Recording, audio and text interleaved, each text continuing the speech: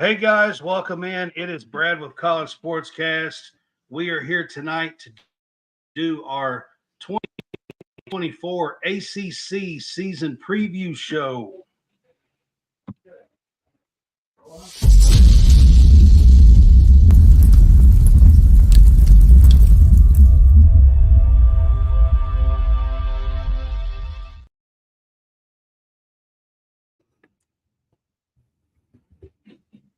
Hey guys, welcome back. It is Brad with College SportsCast. I've got Hammonds here with me now, and we are here to do our ACC preview show tonight.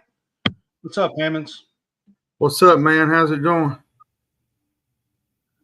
Going good, man. So if you're with us on Facebook tonight, you can help support us by sending stars, or you can also help support us by subscribing to our page. It's only 99 cents a month, and it does help us. Each one of these helps us to earn money to keep making more content for you guys. And we appreciate if you are with us on Facebook, if you would do one or the other. If on YouTube, we are trying to grow YouTube and get there as well. So you can subscribe on that channel as well. So we are getting closer and closer, but we are in season 3. And right now, Home Field Apparel, check out Home Field Apparel. There's a huge can't miss kickoff going on. Check out Home Field Apparel. They're dropping. Today's new drop was bomber jackets for the 1994 Nebraska championship team. They got a cool hat and a cool new bomber jacket for the champs. So this is the champs week. Yesterday was Montana State. I think it was 1988 or 1984. I'm sorry. And check out Home Field. Use our code CSCast for a 15% discount. All right, John, we are here to do the ACC preview. Like I said, been saying these conferences are getting more large and more large and more large Every and every year that we do this. It seems like when we started doing this, the conferences just started getting bigger and bigger and bigger every year. I guess the conferences stayed the same, 10, 12. I guess they hate us to the point to where we have to do all the like over and over and over. Like we just gotta. But I mean, so now the ACC is 17 teams. That is not including Notre Dame in this, guys. The years past, we have included Notre Dame, but since the Pac-12 has went down, we're going to do an independent and group of 5 show for the new college football playoff, because at least one of those teams is going to make the college football playoff. So our 5th show is going to be that. All right, John, we are here to do the ACC. We're going to do these in alphabetical order. And the first one that we're going to touch on is Boston College. Out of the ACC, they have a new coach. And, John, I'll let you tell about their new coach. Bill O'Brien. If you don't know who Bill O'Brien is, he was the offensive coordinator for Alabama at one time. He was a Penn State coach at one time. I think he was the offensive coordinator at Alabama the last 2 or 3 seasons, at least 2. Yeah, and he was the offensive coordinator at New England. And I wanted to say this kind of tidbit. Everybody blames him for the struggles at Alabama, but was it really his fault that Jameson Williams got hurt? Like, in the D, couldn't hold against Tennessee or Elliott? Like, come on now.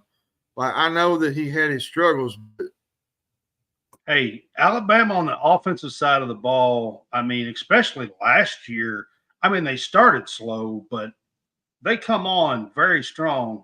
Very the quick, last 8-9 games of the year last year. They did. I think there's a bad rap about Bill O'Brien. I think he's a great coach. I think he's a good offensive coordinator. I just think, he was the he's inheriting a team that actually went to. He's inheriting a team that actually went to a bowl, John, last year. Boston College did. And their coach left to be a DC. Like, Yeah. so, um, so Boston College, like I said, went to a bowl game last year, and they bring in Bill O'Brien. He's an offensive mind. So we'll see exactly how that works out. But on the offense, we'll get to the offense first here. Now, what do you see offensively for this Boston College team? They bring back Thomas Castellanos. He was fun last year. Now there was some times where I felt like he threw too many picks. There was some tough times, but he gave Florida State a lot of problems. He absolutely tore up SMU in the bowl game. And I feel like, adding him, Lewis Bonds returning, they get Jaden McGowan from Vanderbilt, they get Jerran Bradley from Texas Tech. So this should be a fun team. I wouldn't say that they're going to win the ACC, but they should be competitive, especially early on, because they play early. Florida State pretty quick early. I think second game of the year. So we'll find out what they're made of.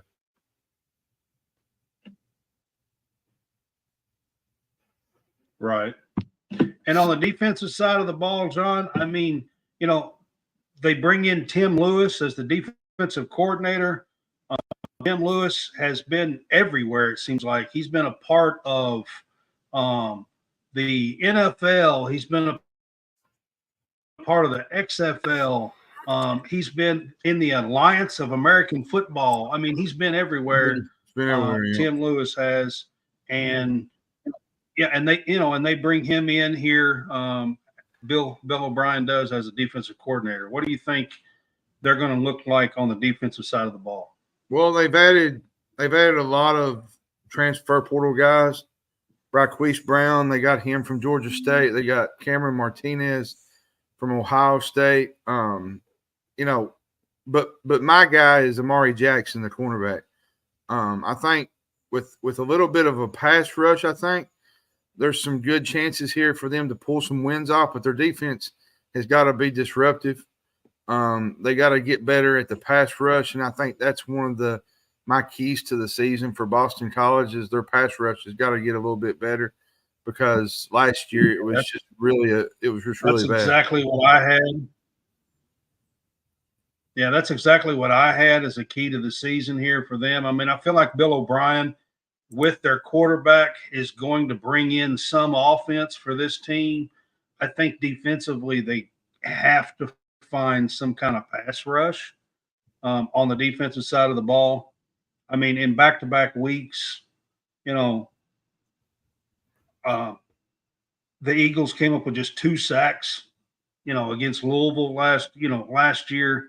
And I mean, so they have to bring some pressure, and I feel like that's one of the keys to the season for them. It is.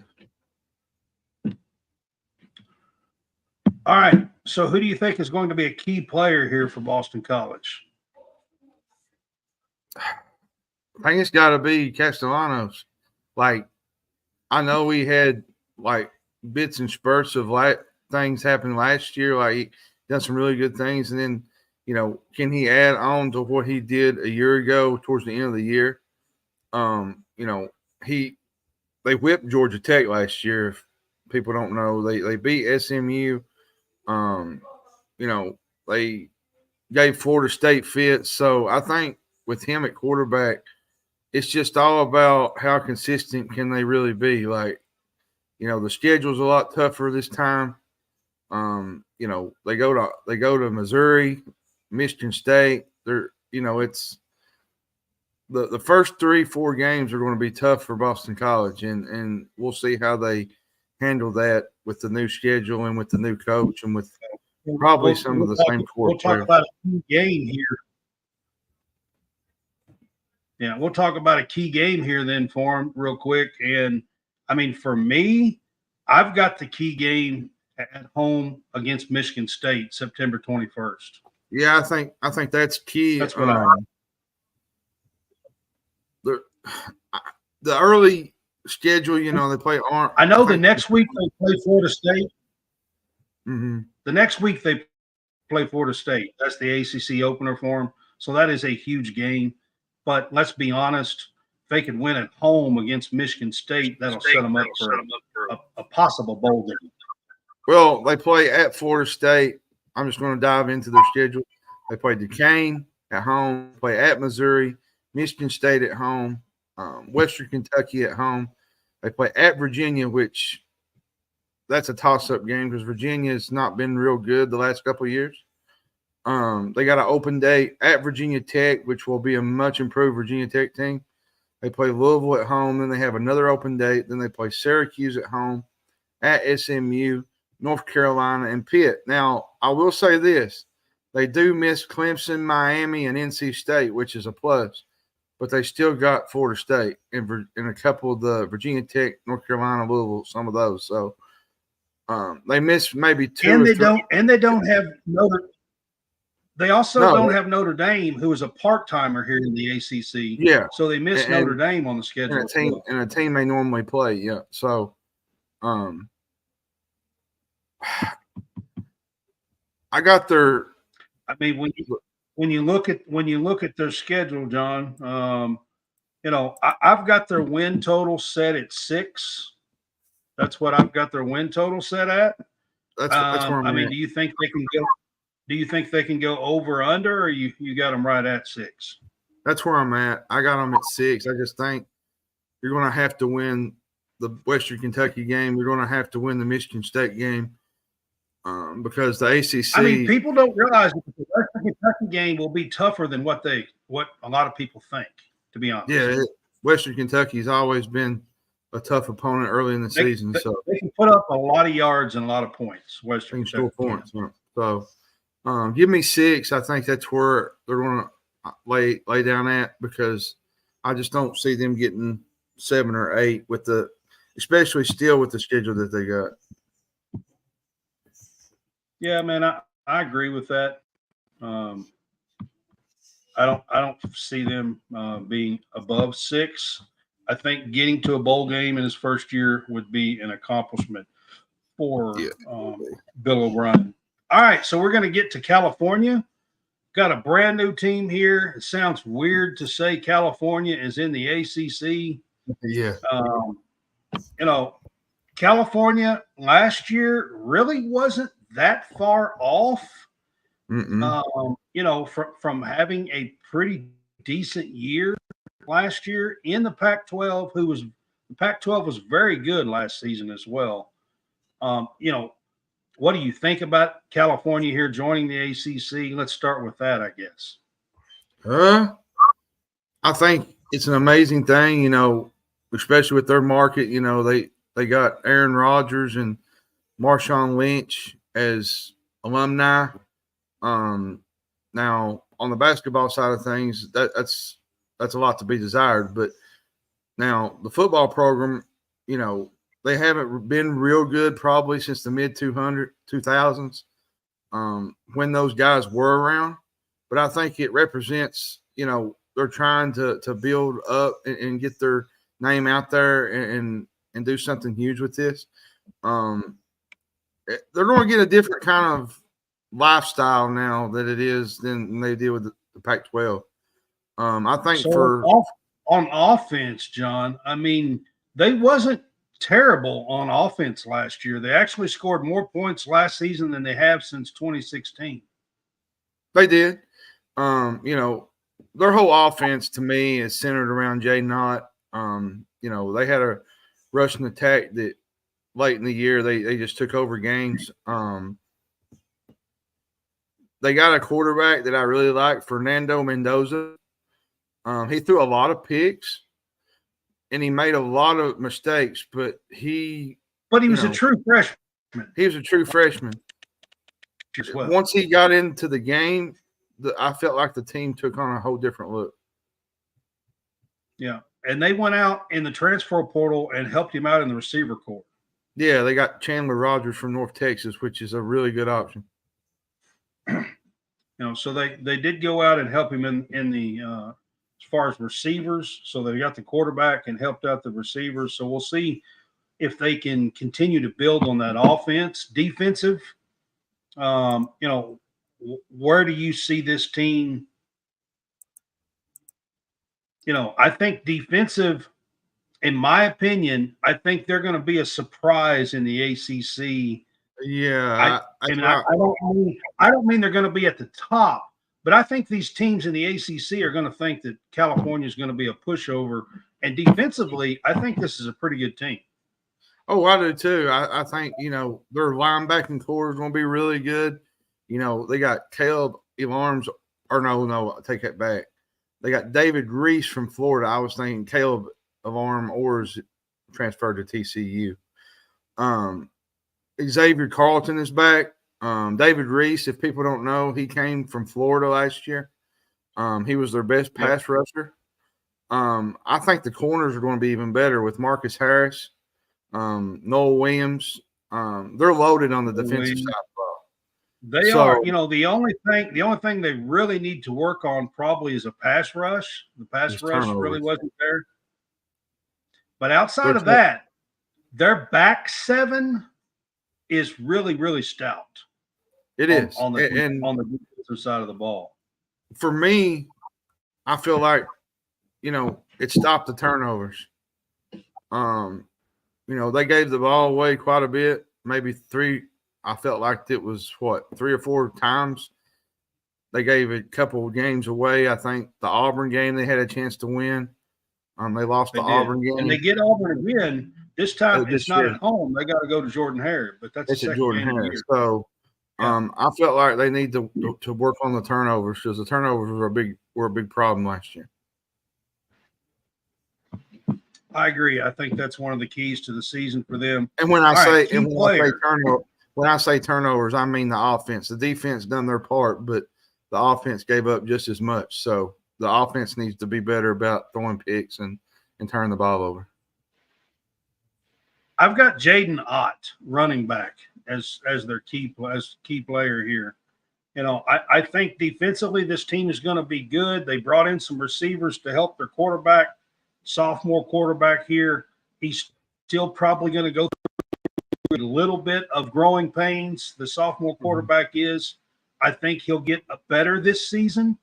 But having said that, having Jaden Ott, who I think may be their best player on this team, their running back, I think that should be kind of their workhorse. I mean, I got 3 that I'm going to put out here is Craig Woodson, the safety. He'll be a senior. They got Noel Williams, the cornerback, and then they got Marcus Harris out in the back end as well. That back end for the secondary could be really fun to watch.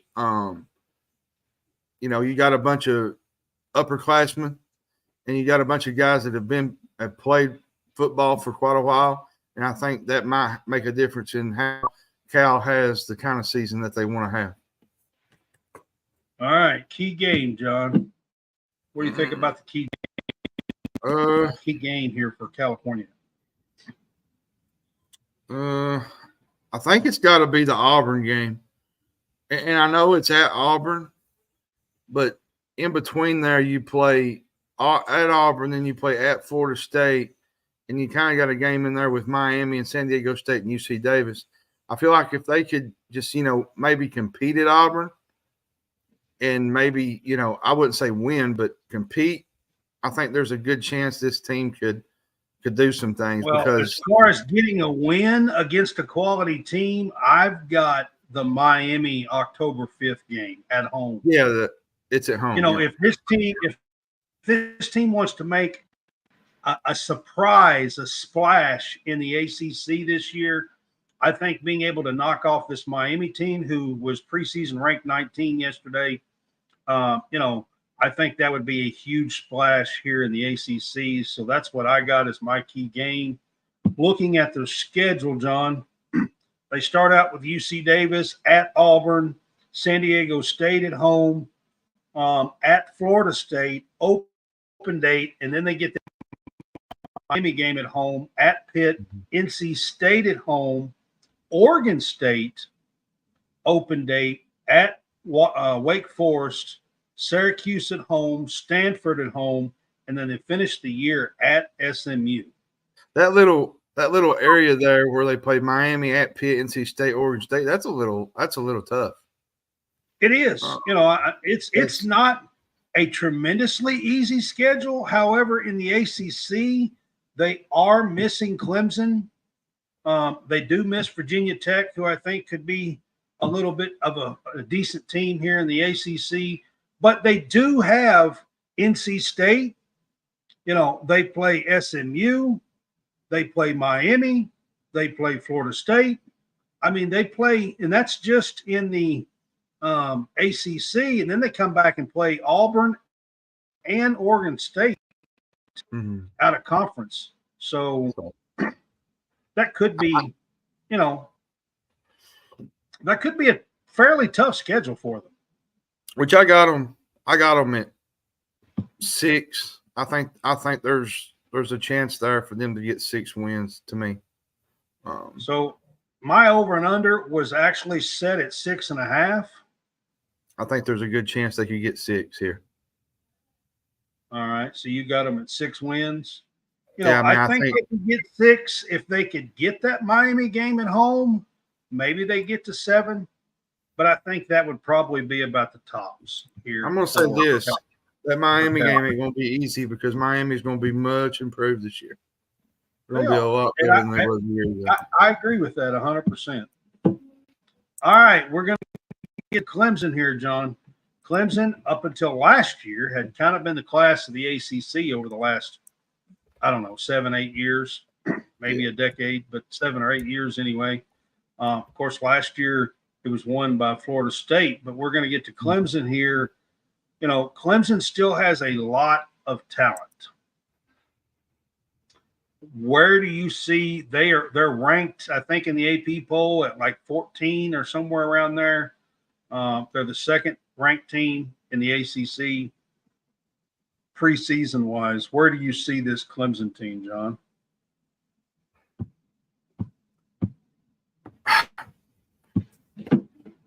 How frustrating was it that you could have such a few years where you're really, really good, and then you just kind of, I wouldn't say fall off, but just. Well, let's be honest. They were 1A and 1B with Alabama for a few years, 2 or 3 or 4 years.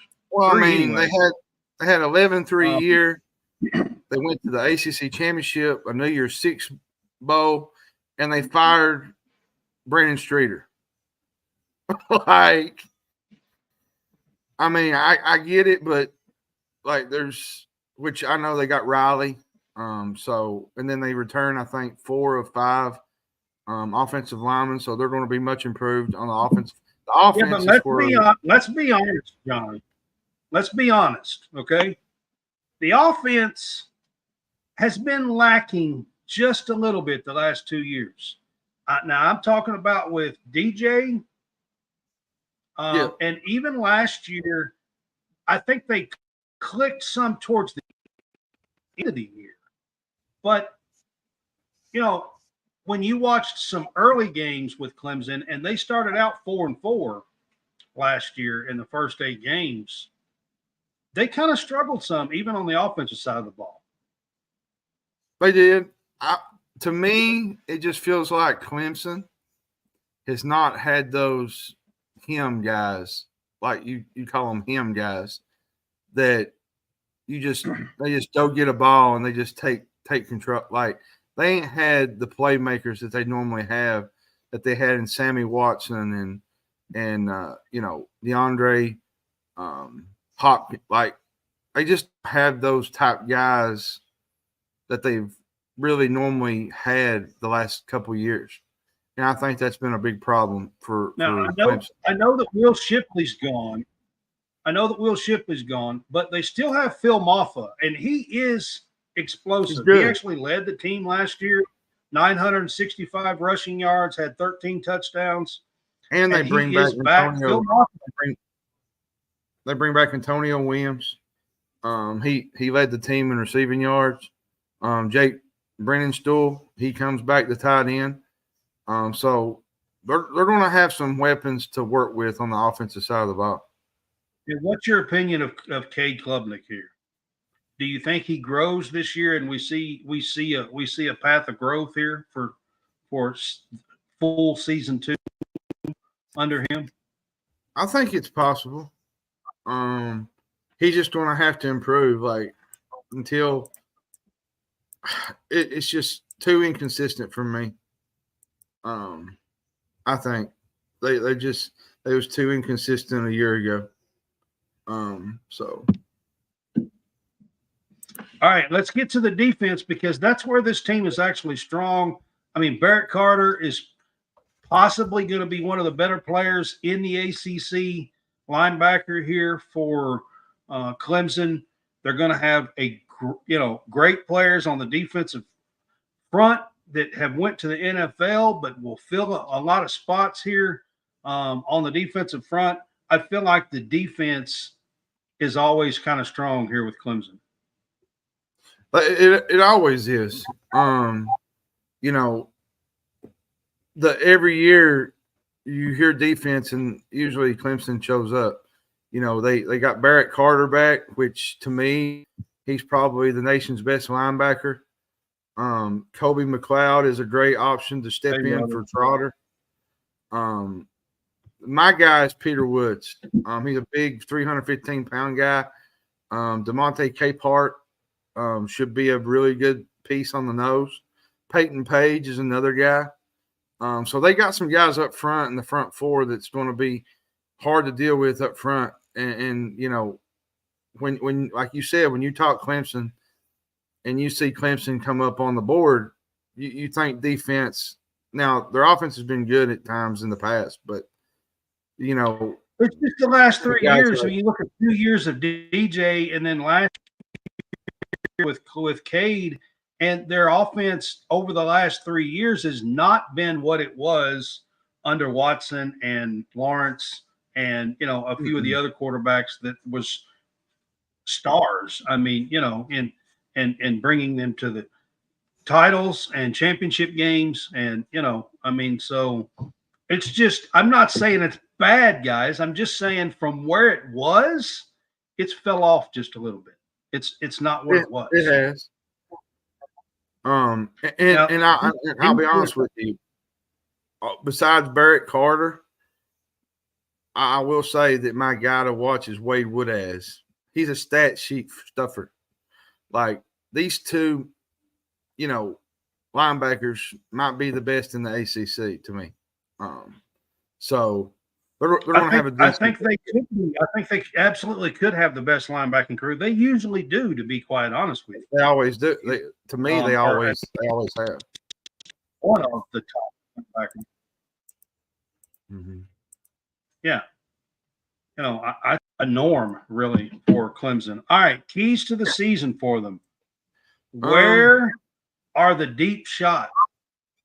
Where are the deep shots for Clemson? Because I'm going to be honest with you. The last couple of years, I just haven't seen it. You talk about playmakers. Where are the deep shots for Clemson? Well, a lot of their plays last year to me was dinking and dunking stuff. They did all season. That's what they did. They threw short. And, I mean, when I say deep shots, if you watch Clemson, rarely threw anything over 15, 20 yards. I mean, rarely. Yeah, everything was short. They never really tried to take a top off the defense. Like it was. So my thing this year is they got to find somebody that can open up that offense. If they're going to have the kind of season that Clemson fans expect, they got to find somebody to open up that offense and take some deep shots. Having said that, my key player is Adam Randall, junior wide receiver. That's my key player here. There are some other options for receiver at Clemson, but somebody on that team has to be a big play guy. And I think that Adam Randall has that potential. looking at this guy here? What do you think? Mine's I got Phil Maffa. I think he, he's the key to the season to me. I think he's going to be a big part of the offense, and I think, then you kind of add it back to Cade Klubnik. It's on his shoulders. Can he improve? Can he keep being consistent? That's the biggest question marks to me. And they've always had a good run game. I agree with all of that. Back I with just CJ think somebody Spiller in that wide receiver room's got to step up.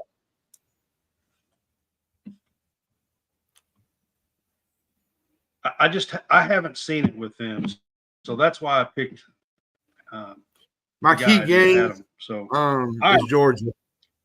I say this because they play Florida State. I want to pick another game, but I think you're right. I think it's the Georgia. I think they play Florida State in early October, but could you imagine beating Georgia in Atlanta to win early in this? That would be a big deal to Clemson.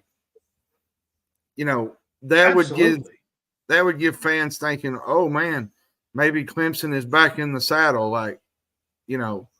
Give their fan, you know what I mean? It's just, I feel like that's a big game to me. And I think they need to send a message here to play and compete with Georgia and hope, get them back on the national level. And I'm going to say this as far as key game.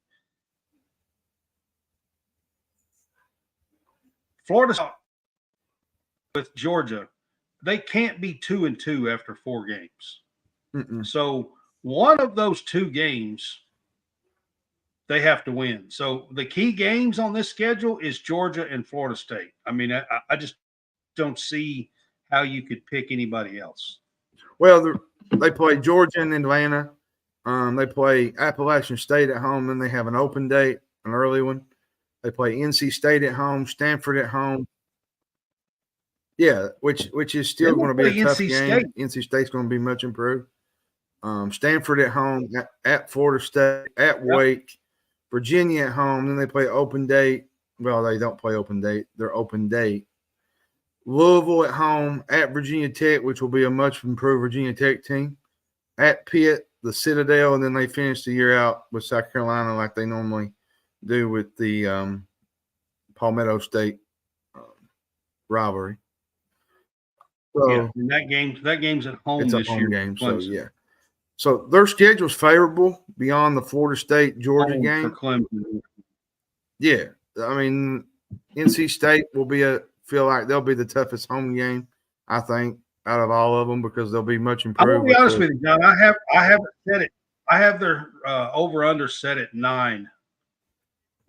Well, I mean, if they're playing what they're capable of, they should win 10 games. But it was like last year. They lost to Duke in Miami. And there was a couple, out of the blue, you can't lose those games.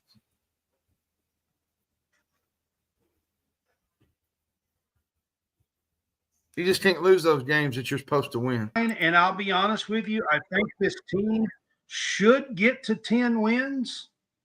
I really feel like you look at this schedule, and if they can knock off Georgia or Florida State, it's not out of the realm of possibility that this team could be 11-1 if they can beat any. So I can't guarantee that. Home is always good. Death Valley is always good to them. So if they can beat NC State at home, I think 11's not out of the realm of possibility. I'm going to say 10-2. What I'm going to say. I couldn't hear you real good. You was freezing up a little bit. You think they'll get? You was freezing up a little bit. I couldn't hear you. I said I'm going to go 10-2 with Clemson. I think I'm going to go 9-10 wins. I think there's a good chance with their schedule the way it is that they can pull off about 9-10 wins this year. All right, we're going to Duke. Moving on to Duke. Duke loses Mike Elko to to Notre Dame. Their quarterback is. They do bring in Manny Diaz, known defensive coordinator, coached at Miami. Done better at Miami than a lot of people give him credit for. He was 21-15 at Miami. So it wasn't like he was god awful at Miami. Where do you see this Duke team this year? Do they fall back into some reality? I think because the last 2 years they've been good. If they want a third consecutive winning year, I think they got to work some. Manny Diaz needs to do some work on the defense that lost a lot of production. Now the offense has some potential. They got some proven skill players there, but they're going to have to. He's going to have to work some stuff with the defense because they lost quite a bit.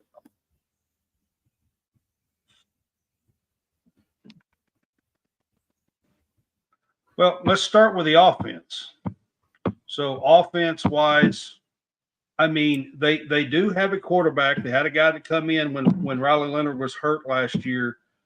Grayson Loftus will probably be the early favorite here at the quarterback. He did step in and do a pretty good job for them. They also brought in Malik Murphy. Yeah, I believe for Manny Diaz here for Duke. Mm-hmm. He's from Texas. Yeah. So, yeah, he was the backup to Ewers last year over Manning, who was a true freshman. So, the biggest thing with Duke's offense to me is three of their top. He was a 5-star kid. Three of the top 4 receivers are back. Justin Moore's back, which there's going to be I feel like enough depth there to compete in the ACC some. Like I said, just the defense is going to have to do some work. The offense is going to do their thing, but the defense is going to have to really get it together. Well, Manny's a defensive coordinator. I mean, he's known for defense. Do you think for the most part? I do. I mean, all 4 starters. They led the SEC in scoring defense. They did. They lost. The biggest one was losing R.J. Oben to Notre Dame, and they lost Carter to the Bills, which,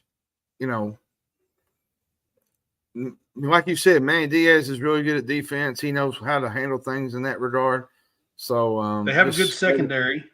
They do. They have a really good secondary. Secondary has some guys. Pickett, Chandler Rivers to throw out some names. Yeah, Jalen Stinson. Like they got some guys back there. It's up front where my concerns are, in the front 4. So key to the season here, I've got stop the run. You're talking about defense. I think they have to.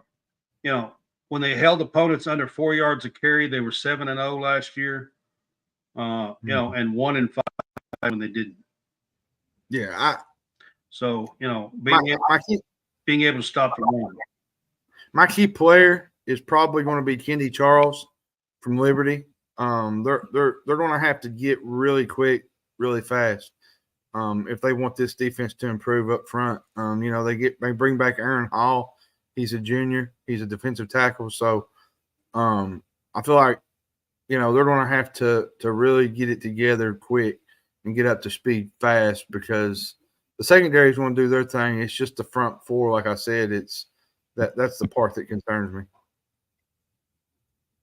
And then before I move on from key player, I want to mention again Malik Murphy, quarterback from Texas that transferred in here. I think he's going to be a really, really good player for them. So you can't count them out, especially when they have some of those receivers back. If Malik Murphy can step in and play at the top level, it'll really help this Duke team stay at a top level in the ACC. All right, key game. I think it's North I've Carolina. got North Carolina. And Yeah, I say that September because 28th. you got Elon to start the year. You got at Northwestern. You play UConn, then you go to Middle Tennessee, which will be not an easy game because Middle Tennessee is always a pretty sneaky little team to play early in the year. Then they play North Carolina at Georgia Tech, play open day, and then the schedule gets kind of I wouldn't say really rough, but it's fairly, you get Florida State at home, SMU at home, at Miami, then you go to NC State, which will be a tough game. But they could start the season. I mean, really and truthfully, John, you look at their schedule. I mean, they could pretty easily start the season 5-0, 5-1, somewhere in that range. They could easily start at 6-0 if you count Georgia Tech. Yeah. But at the same time, Georgia Tech is going to be much improved as well. So they are, but I'm saying when you look at their schedule, 5-0 or 6-0 looks possible. In which for me, that North Carolina game's huge because I don't believe North Carolina is going to be as good as they was a year ago with the last 2 years. But here's what I want to say, John, just to kind of finish this up. I've only got their over-under set at 6 wins. If they could get to 5 or 6 wins in the first 6 games, I mean, so do you think they can go over or under 6 wins? I think they can go to 7 because there's some games in there where I feel like they could win those games. Like the SMU game, I think they can beat Georgia Tech, which won't be easy with Georgia Tech being much improved. But there's a chance for 7 wins there, I think. And they have to maybe upset one or the other to get to 8. Yeah, to get an 8 or yeah. All right, let's move on to FSU. FSU is the highest ranked ACC school. They had a great season last year. Things fell apart at the very end. Their quarterback got hurt, and after that happened, it was let's all just downhill. call it like this. I think they got. Well, I think they got a bad. They were done wrong. Got a bad deal, if you ask me. Being undefeated. Just to be honest with you, it was only a 14 playoff. I get it. And this year you won't have that problem, but I just don't feel like that when a team loses their quarterback at the very end of the season and they are 13-0 or 12-0 at the time, I just don't feel like you punish the rest of that team when they've worked their butt off the entire year. I just don't feel like that's right. But that's just me. Had to throw that out there. They lost a lot. Wide receiver. They did. Why NFL here? Where do you see this Florida State team? They are ranked the highest in the ACC preseason. They are. They lost Keon Coleman, Johnny Wilson, Jaheim Bell. Now they did bring back Hakeem Williams. Zakai Douglas is back. Malik Benson comes in from Alabama. So, they still got some weapons offensively. But my biggest thing is their offensive line might be a lot better this year. Darius Washington will be there. Maurice Smith, Jeremiah Byers will be there. They went into the portal and they got some guys to fill out the guards. They got Richie Leonard from Florida, TJ Ferguson from Alabama.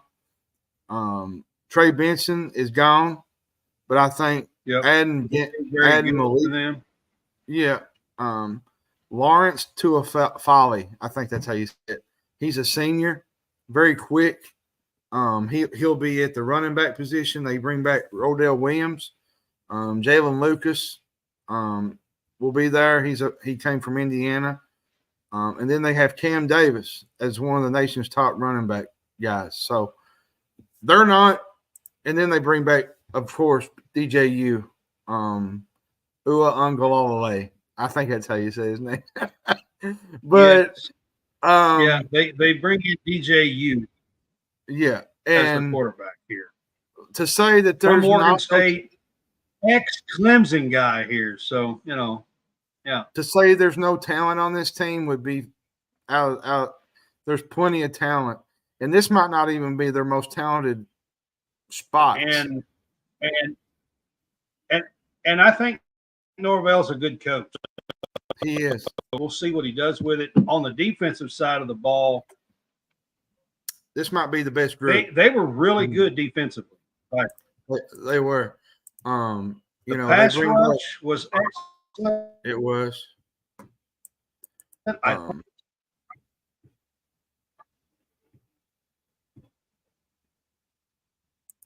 Are you there? Yep.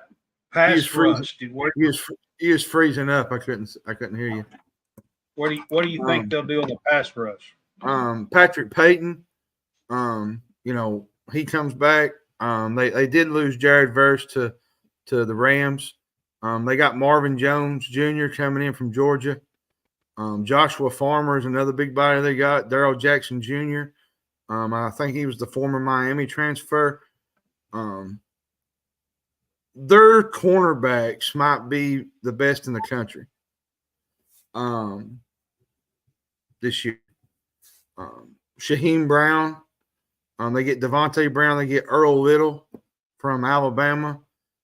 Azare Thomas will be back there. Finchell Cypress is their guy.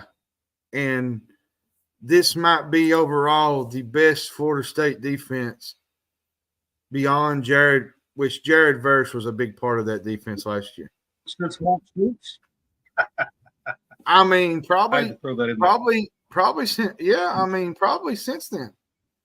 But this team's loaded, man. Yeah. And this might be your FSU of old type teams that just defensive. Their secondary is going to be fantastic. Pass rush is going to be great. So I agree with you. Now, my key. Speaking of defense, and as good as they were, when they met quarterbacks who could throw the ball down the field, they struggled a little bit. Early in the year last year, you looked at the way LSU put points on. I know they won the game, but it was a back and forth 45 to 43 or whatever it was battle. So they had a great defense. They did. But can they make stops when they need to? Yeah. I think they can. I think that's a big plus, and adding some of those guys from the portal is going to help. That's why I say my key player is Marvin Jones Jr. I think he's a big plus in this whole. I think he's going to be one of the top guys in the country on that edge, on that middle group, especially with Peyton and all them. This might be the best group that we've seen probably since Bobby Bowden days. And I'm not exaggerating. Like this is – I feel like we got FSU football back, and that's been missing the last – up until a couple of years ago, the last, 10 – Well, I'm going to say – yeah, I think Hakeem Williams, a sophomore. They lost a lot on the wide receiver position, tight end. We did. Throwing the ball too, so I think he's going to be a key cog in their offense. So I put him as my key player. Key game. I think it's Memphis. And I say this because Coach Norvell is going to face his old team. And I know that's, early in the year, that's probably not the, game to look at because you got other games. But I think early on, because they don't really play nobody until Clemson. I mean, if you think about it, Brad, they play Georgia Tech in Dublin. They play Boston College, got an open date, play Memphis, Cal, and at SMU. And they should win those games. And I feel like the Memphis game is kind of a early test to find out where they are early in the year. I got the key game at Notre Dame, November the 9th. Which I get that, but that's later in got. the year. I mean, that's Clemson game is key as well. Yeah, the Clemson game is going to be key as well, and I think that's going to be a huge game for them. So early on, I would say the Clemson game. College open date, Memphis at home, Cal at home. At SMU will be tougher than a lot of people expect. Clemson at home. So that's a pretty tough slate for a few weeks there, I think. Then at Duke, at Miami, North Carolina, at Notre Dame, open date, Charleston Southern, and in the season at home against Florida. Yep. If you kind of look at the middle there's of that, then at Duke and then at Miami, and then 2 weeks later you play at Notre Dame. I mean, I think Florida State has one of the tougher schedules in the ACC. Looking at their schedule, so you got to always put that into perspective. I've got their over/under set at 10. Yeah, I think they win 10 this year. I think there's a good chance for them to go. Where do you think this team? I think there's a good chance for them to go to the college football playoff. There's just a couple of games in there where they might be trip ups, which, like you said, the at Notre Dame and the Clemson game could be maybe two of those. But I feel like the Memphis game's a big early test to find out where they are, especially with the team that they got coming back. All right. Well, we are going to move on to Georgia Tech. Let's see. Didn't click that off. All right. We're going to move on to Georgia Tech. So, they had a miracle win against Miami last year. Amazing victory in North Carolina. So honestly, this Georgia Tech team, they feel like they're on the rise, I believe. Don't you think? I do. I mean, they've been a lot of fun with Brent Key as coach. They should have that same mentality this year. They beat North Carolina last year, like you said. They beat Miami. When you have a coach, the way he coaches these guys with his attitude, I think those close wins will start happening a lot more often. And if many people don't know, they've moved away from the triple option. They've went out and they've changed everything about their offense. Which going into their offense, they bring back Haynes King. He's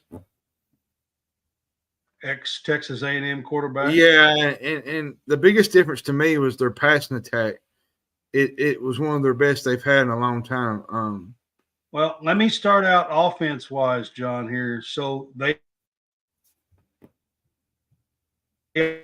almost doubled from 2022. So that's pretty good. They did. Their receiving core doesn't have any big superstars, but they're a solid group.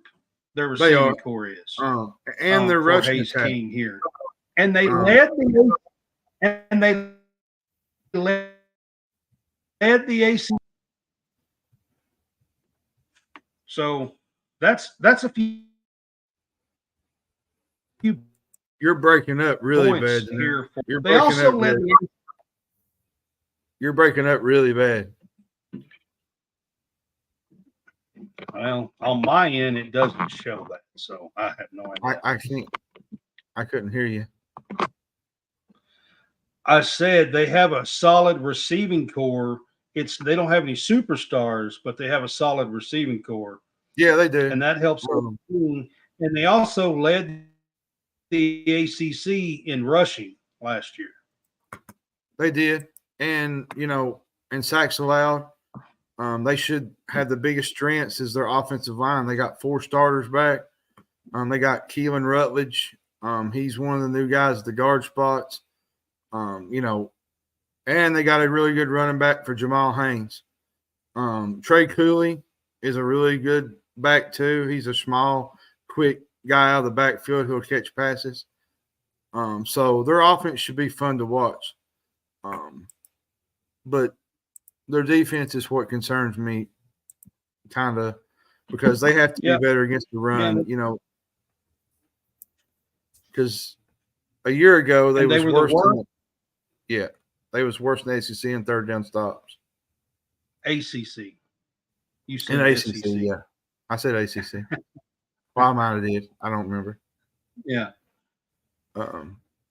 So they brought in some guys in the linebacker room from the transfer portal. Mm-hmm. And they do have safeties.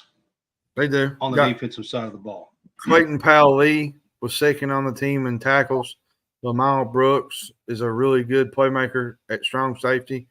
They got Amari Harvey coming back. So the back end should be pretty good. This should be a fun team to watch. We'll find out really what they're made of first game right out. Game of the year. Next Saturday. In Dublin. All right, keys to the season for Georgia Tech. I think it's, turnovers. Like you lose to Bowling Green, you get whipped at home by Boston College in those games. And they had turnovers in the Georgia, at Ole Miss, and the Louisville games. Turn it over 2 or more times. Like you got to stop with turnovers, man. Like against a real – and their schedule don't benefit them this year, I don't think, because it's really rough. And they're going to have to be better with all that because it's going to be razor thin to have turnovers against really good teams this year because it could go downhill really quick. All right, so who you have for their key player this year? I think it's Romello Height. He showed a lot of edge rusher. Yeah, he played at Auburn. If people don't know, early on in his career. Yeah. Then he went to USC. I feel like he's going to be one of their main guys out on the front. Rushing the passer. Edge. All right, so key game here. I think it's Florida State, man. Because is it Florida State in Dublin? Yeah. If they want to win a game, this is the time to do it because you're not playing at FSU. You're not playing at home. You're playing in a place that is neutral, basically. And you're playing a game where you're going to have one side FSU and a few other sides Georgia. Like it's not going to be. I would venture to say that the home crowd there will pull for the underdog. If they will. If they can make some noise in the game. They're in Dublin. That's what I would think. I feel like the Florida State game is that game because if you look at this schedule, man. Go ahead. They play Georgia State right after that, which that should be a win. They go to Syracuse, which hasn't been easy in the past. They play VMI at home. They play at Louisville this year. They have an open date. Then they play Duke at home, at North Carolina, home against Notre Dame, at Virginia Tech, open date, Miami at home, open date. Then they play NC State and at Georgia. Wow. You've got to win. That's got to be the hardest schedule. You've got to win at least. Close. You got at least upset one of those teams to get I feel like to a bowl game. And I feel like that Florida State game is huge just for reasons the fact that it's not an away game.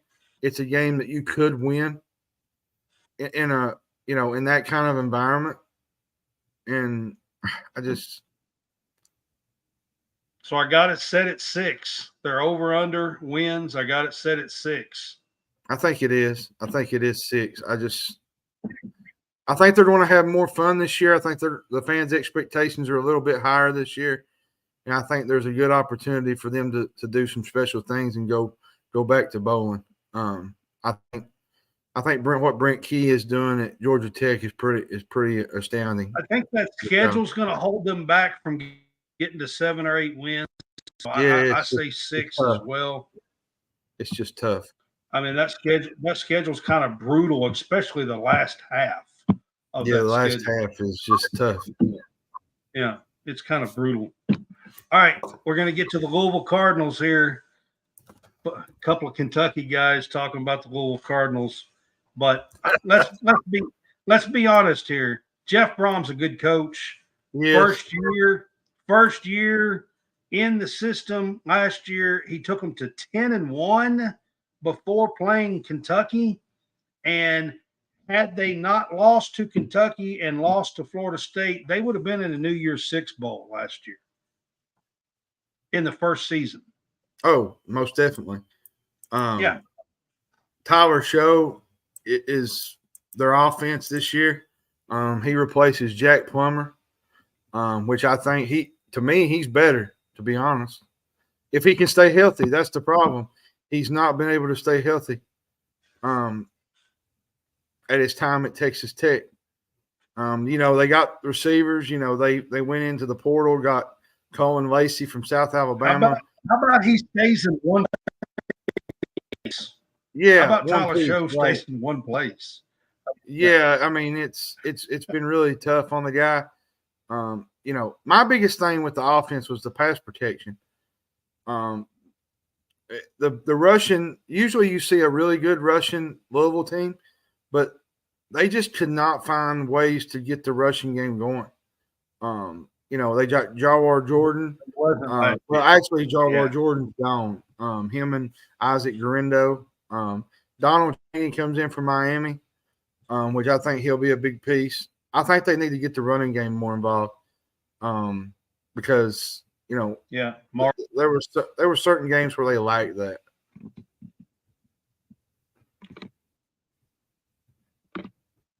Yeah. All right, defensive side of the ball. What do you see on the defense here? Brom's not known for his defense. He's known for his offense, to be quite honest. They have one of the best pass rushers in the country. Ashton Gillette. He's had 11 sacks a year ago. Secondary returns quite a bit. They bring back Devin Neal, Benjamin Perry. Quincy Riley is one of their top guys that most likely will go to the NFL.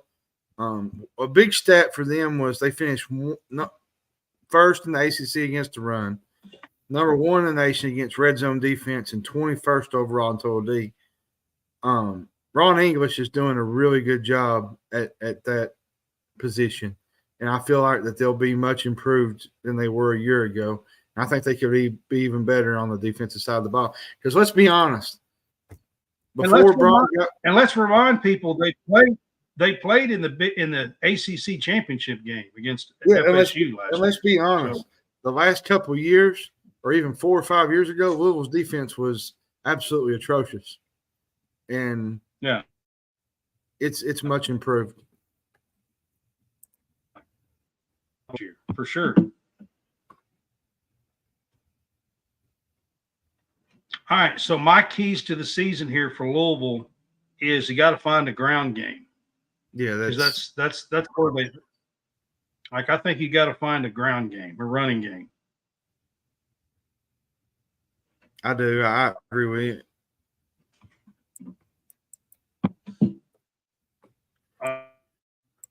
My key player, I guess, would have to be my key player. Is the quarterback. My key player is Donald Chaney, a running back.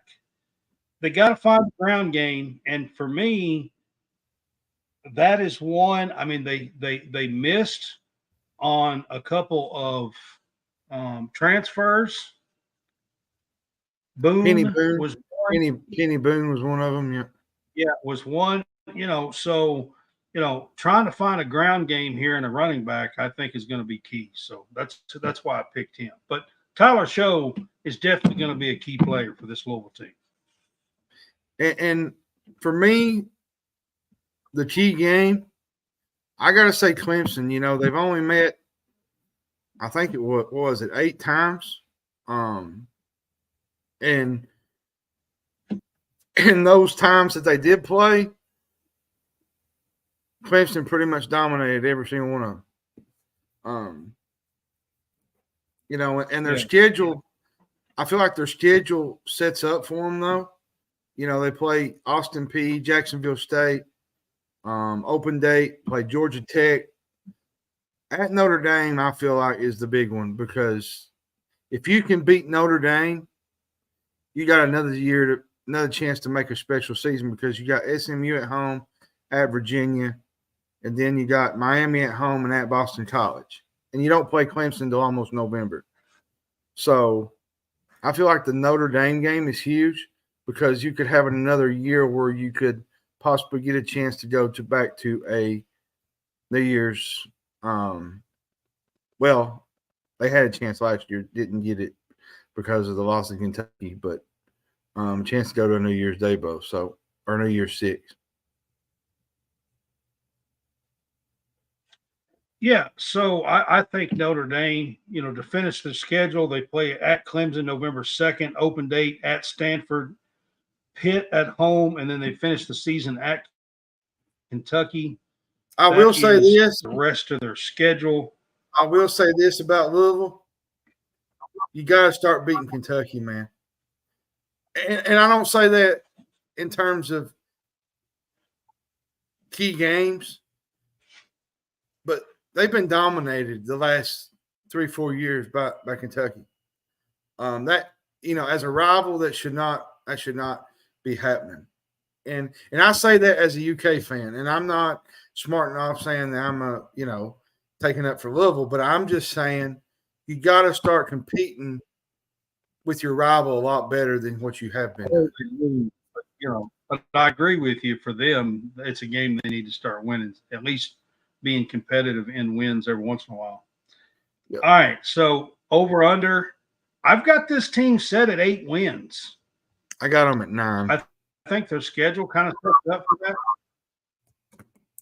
What's that? I got 9. I think they'll win 9 this year. I think, and there's a good chance they could win 10 if the right draw.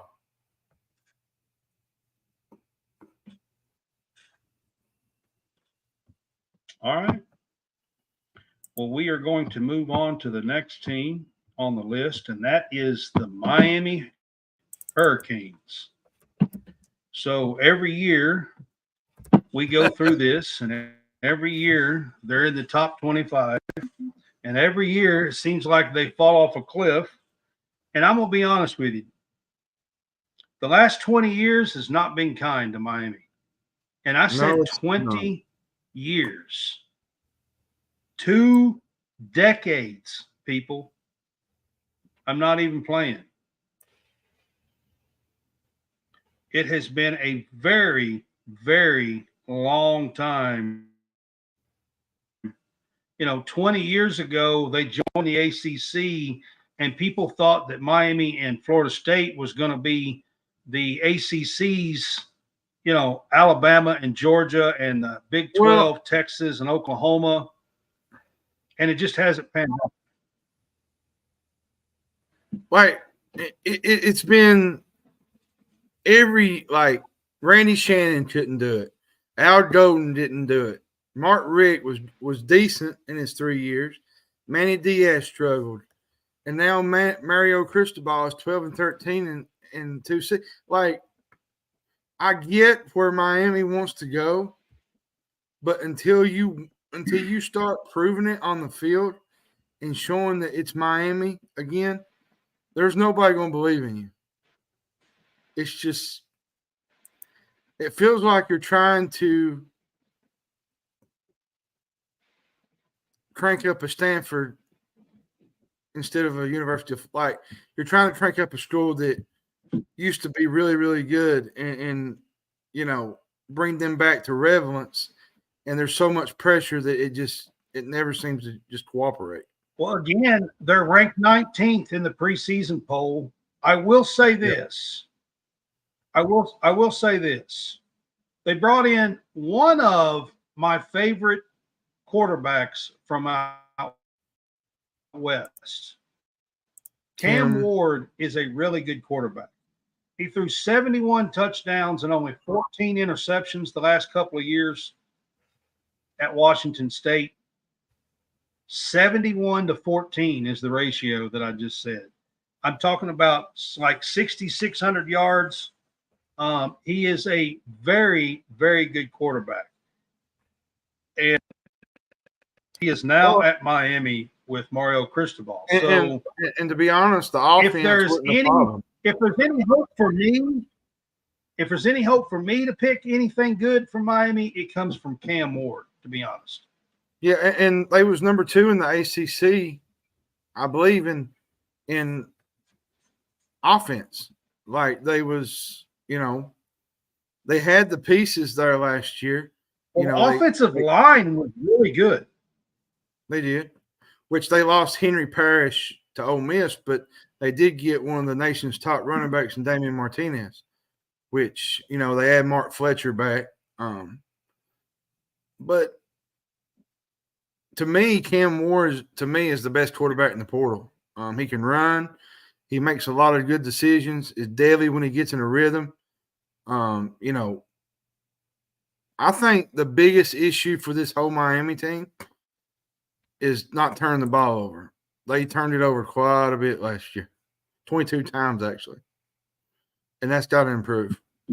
Defense-wise, where do you see this team on the defense? The pass rush should still be pretty good, I think. The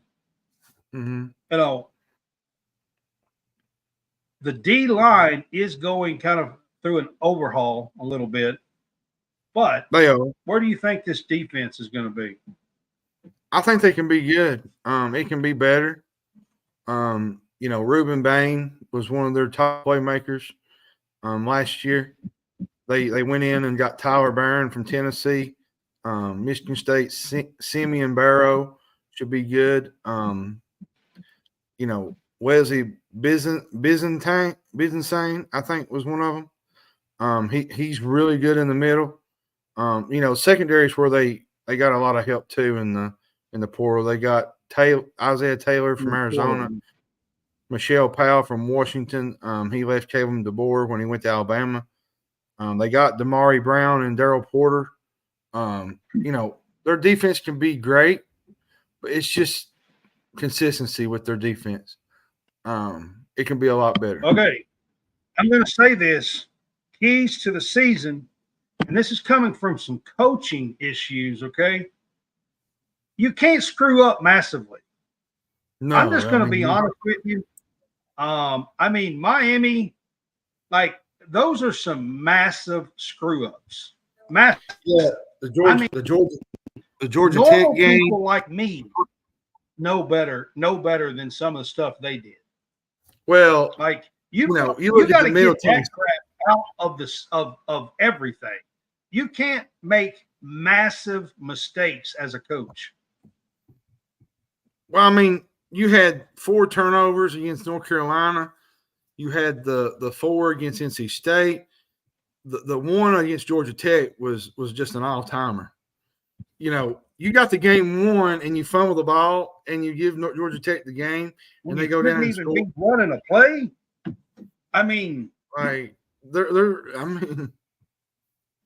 Some issues there. Yeah, I'm not playing. You've got to stop the ignorant, massive mistakes. That's got to end. It was brutal a year ago. Yeah, and I'm not even playing. All right, key player. I got C.J. Clark, defensive tackle. I think it's Ward. And Ward is going to be right up there on this. I say that because he could have went to the NFL. He could have. Really quick. and he stayed in college for one more year to Well, give he this an actually opportunity. announced in NFL. Then he might be coming back to college. Then he said kind of that he was flipping back to the NFL, and then he withdrew his name and went to Miami. So he flirted with the NFL. And you're right, he is going to be a massive get for this Miami team. It's the only reason for me that I do think that this Miami team will see some improvement. It's because of Cam Ward. I think their key game is Florida. I feel like, early in the year, you're playing, you're playing a team that's desperate. Early in the year, I feel like that game is. I feel like the Florida State game's huge, but I feel like the Florida game is huge if you want to get off on the right, path. I'll give you a couple Because, other games that I think that are big. The Louisville game, yeah, at Louisville, yeah, in October, yeah, about mid-October there, somewhere around there, I think is going to be a big game. And then, of course, Florida State and Miami is a huge rivalry game down there. Miami hasn't beat Florida State since 2020. Right. And they haven't beat them since 2020. So, being able to go in there at home and possibly knock off Florida State would be a massive win for them if they could. I'm not saying they're going to. I'm just saying that's a key game, I think, for them. It is. All right.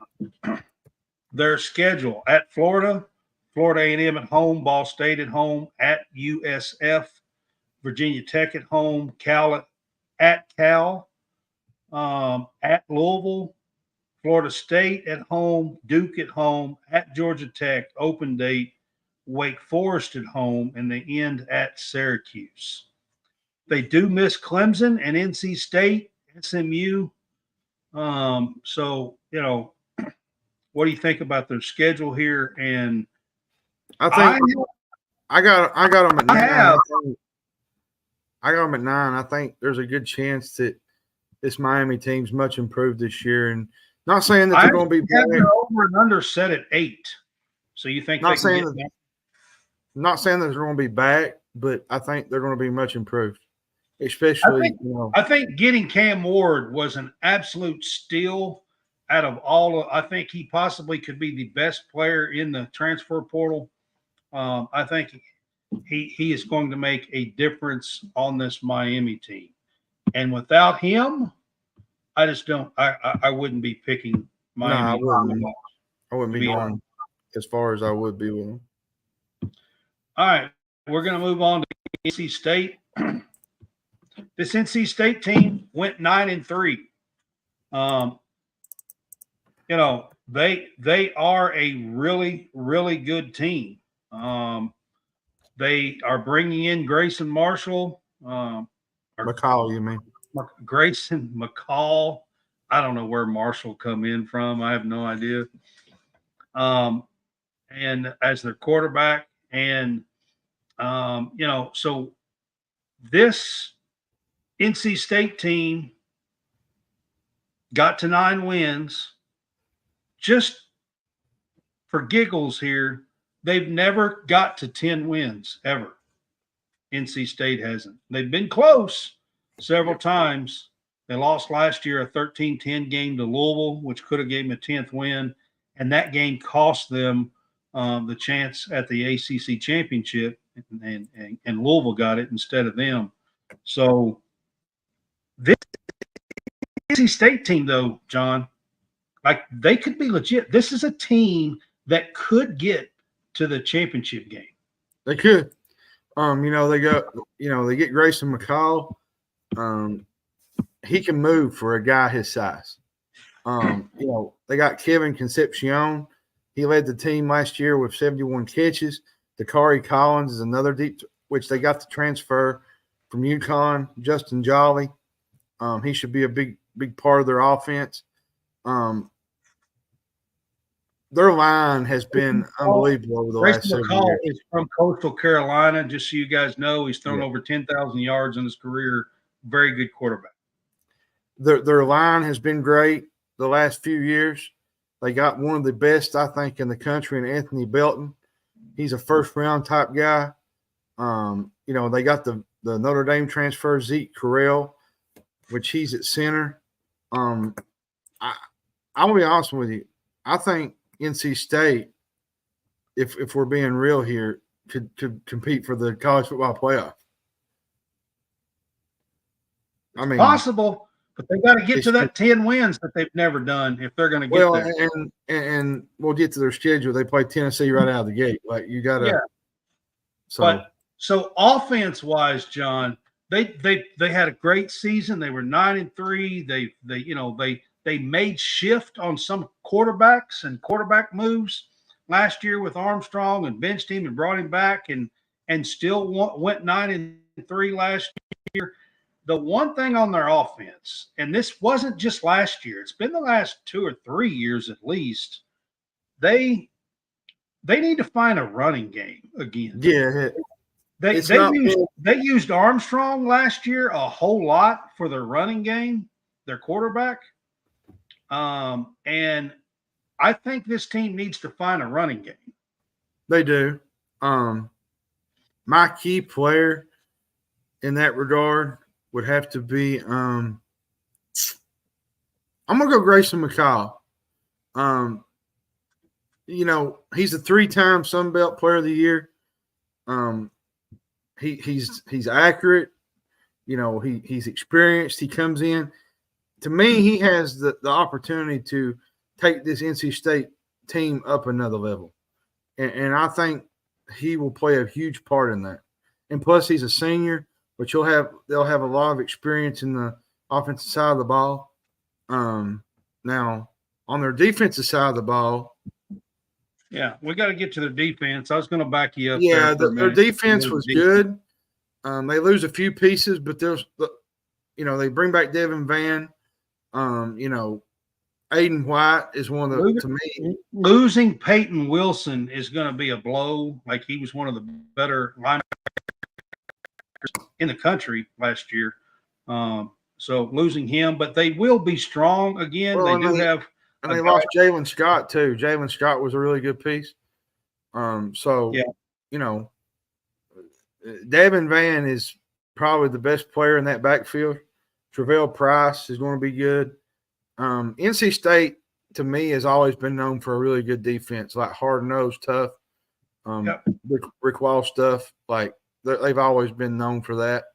And I don't think it will change much this year. And now that they got an offense to go with it, I think there's a good chance for them to make some noise. Okay, so I was talking about the running game. They haven't carried for more than 4 yards per – haven't had a back to carry for more than 4 yards per carry since 2021. So that's not good. It's been 6 seasons since they had a 1,000-yard rusher. So that's what I'm talking about when I say they need – I think that's going to be a key here is to find some kind of a running game outside of running your quarterback and possibly getting hurt. So you already said that key player call. Let's go to the key game. I feel like it's Clemson because that's who I got is Clemson. I say that because you don't get Notre Dame, you miss Florida State, you miss some of the big guys, Louisville, Miami, Virginia Tech. The only 2 games that really concern me is Tennessee and Clemson. If you beat Tennessee, you're smelling roses. Because that game's in Charlotte, it's going to be a neutral site game. There'll probably be more NC State fans. Well, Tennessee fans travel too, but it'll be half and half, I think. So I think this is a good opportunity early in the year for them to make some noise. Because if they beat Clemson, oh, absolutely. If they knock off Tennessee in game 2, second week of the year here, I mean, that's going to be massive for them. And not even that. If they beat Clemson, there's a good chance they could win 10, 11 games like with their schedule. Yeah, I mean, you look at their schedule. I mean, They start off with Western Carolina, who is going to be a good team out of the SoCon, by the way, but a team NC State should handle at home. Then they play Tennessee at Charlotte, in Charlotte. Louisiana Tech at home. At Clemson's going to be a big one. Northern Illinois is at home. Wake Forest at home. Syracuse at home. So the whole first half of the year, they play in Charlotte against Tennessee and at Clemson. Everything else is at home until October the 19th. They go to Cal, open date, Stanford at home, Duke at home, at Georgia open Tech, date, and then they finish at Georgia Tech and at North Carolina. So, I mean, they miss Florida State, they miss Miami, they miss Louisville, they miss SMU, they miss Virginia Tech. If you can win one or two of these big games at the first 4 weeks, 10-2 should be attainable here. It should be. Yeah. If you can win one of those two games. I've got their over-under set at 8.5. That's what I've got it set. I got it set at 9. I think they'll win 9 games. And you gotta go 9 3 again. And then you gotta think that maybe one of Tennessee and Clemson, they got a shot to at least make some noise in the playoffs type thing. If they can get one of them and go 10-2, then there's a good shot that they could make a playoff. They could, yeah, especially with the added 12-team playoff this year now. Yeah. I think so. All right, so my next one is North Carolina. Now, everybody kind of makes fun of the Mac Brown era, but I want to remind everybody that they were 5-18 the 2 years before Mac Brown got there.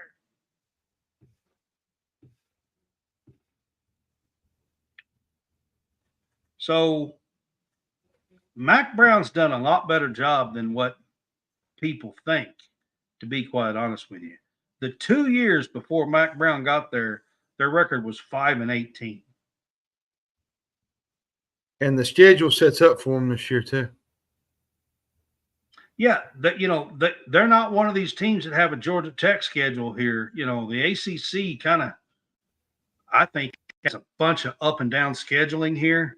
There are some teams that play one preseason ranked teams, and then there's some that play 4 or 5, counting their non-conference games and stuff. So, there is no Drake May in North Carolina. He's gone. Yeah, there is no Drake May anymore, but they did bring in Max Johnson. Yep. Former LSU, Texas A&M. Now he's at North Carolina. Max Johnson. He's made a couple of big starts. Filled in when quarterbacks got injured and won some games. He has some talent. Where do you think Max Johnson will wind up here this season at North Carolina? I think he'll do good. I mean, they lose Tez Walker, they're one of their top guys, but they do get J.J. Jones back. They bring back the talented tight end group and Bryson Nesbitt and John Copenhager. There's just enough on this offense for Max Johnson to shine. And with the schedule that they got, there's a good chance they could make some noise here. The offensive line for me wasn't great though last year. It was strong for their running. offensive line was weird. Their offensive line was not great in pass protection. But it was good at running the ball. Yeah, they were pretty good at running a ground game and making holes running the ball. Yeah, and to me, the pass protection's got to be better to me for them to move forward. Yeah. All right, defensive wise, it was bad. That's where they faltered the last 2 or 3 years, I think, is on the defensive side of the ball. Well, I mean, you can't win games giving over 400 yards a game. Like you just the simply defensive can't. front has some experience coming back, and they have 3 starters coming back in the secondary. So can they actually improve this defense? Well, I mean, they bring back Marcus Allen, Ajay Huzzy. They do get Antavius Lane from Georgia State. He had a really good year with the Tar Heels last year. They get the NC State transfer Gene Harris. He missed most of last year, I think, with an injury.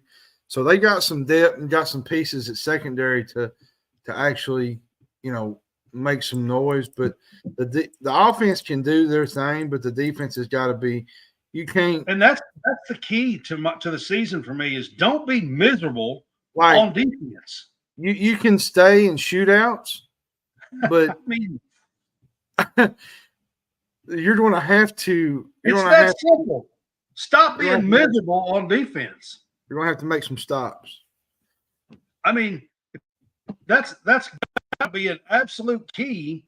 It should have been 3 years ago, to be quite honest with you. If you remember the game against App State. Is Gene Chisnick still there? Because if he is, he's worse than Ted Roof at Oklahoma. The roof. I mean, seriously, I'm telling you, Gene Chisnick has been terrible at North Carolina. Yeah, to me, their defense has just been bad. It needs to improve over the course of the season this year. I don't know how Gene Chisnick's still there if he is. That's all I know. I asked you the other night because I don't know how he's still there. All right, defensive key player for me is Kevin Hester. He's a defensive tackle. He's a senior. Got to have a big man in the middle if you're going to do anything on defense. And that's who I got. My key game, I gotta say, North Carolina State. Like, yeah, the last game of the year, and I say that because schedule is not like they play at Minnesota, Charlotte at home, NC Central at home, James Madison at home, which James Madison will be a team to watch in the group of 4 that we'll talk about in the next few weeks. At Duke, Pitt at home, Georgia Tech at home, open day at Virginia. Then they got the hard game at Florida State November 2nd. Then they play the open day home against Wake at Boston College and NC State at home. They missed Clemson, Louisville, and Miami, which is, I mean,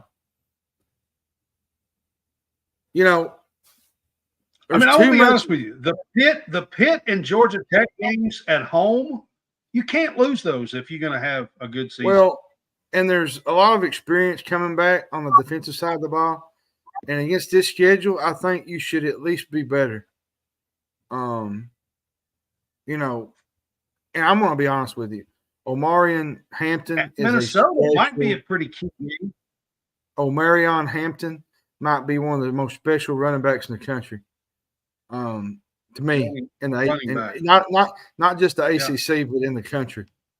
And how Max Johnson does to me is the biggest key.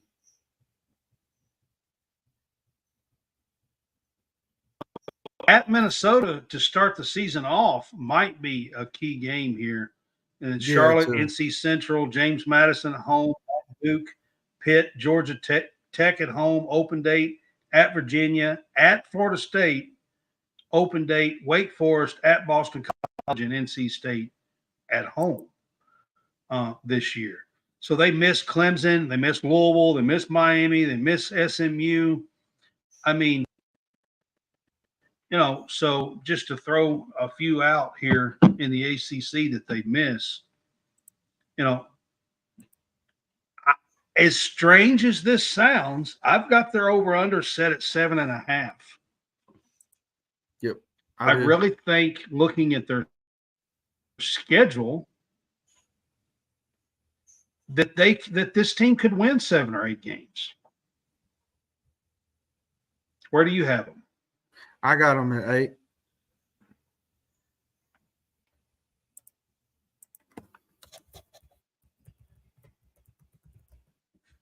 At 8?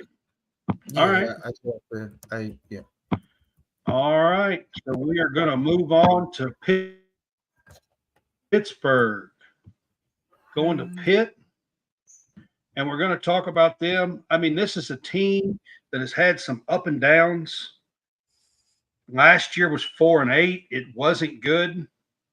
Mm-mm. They have not really been able to find a quarterback since Kenny Pickett's. Mm-mm.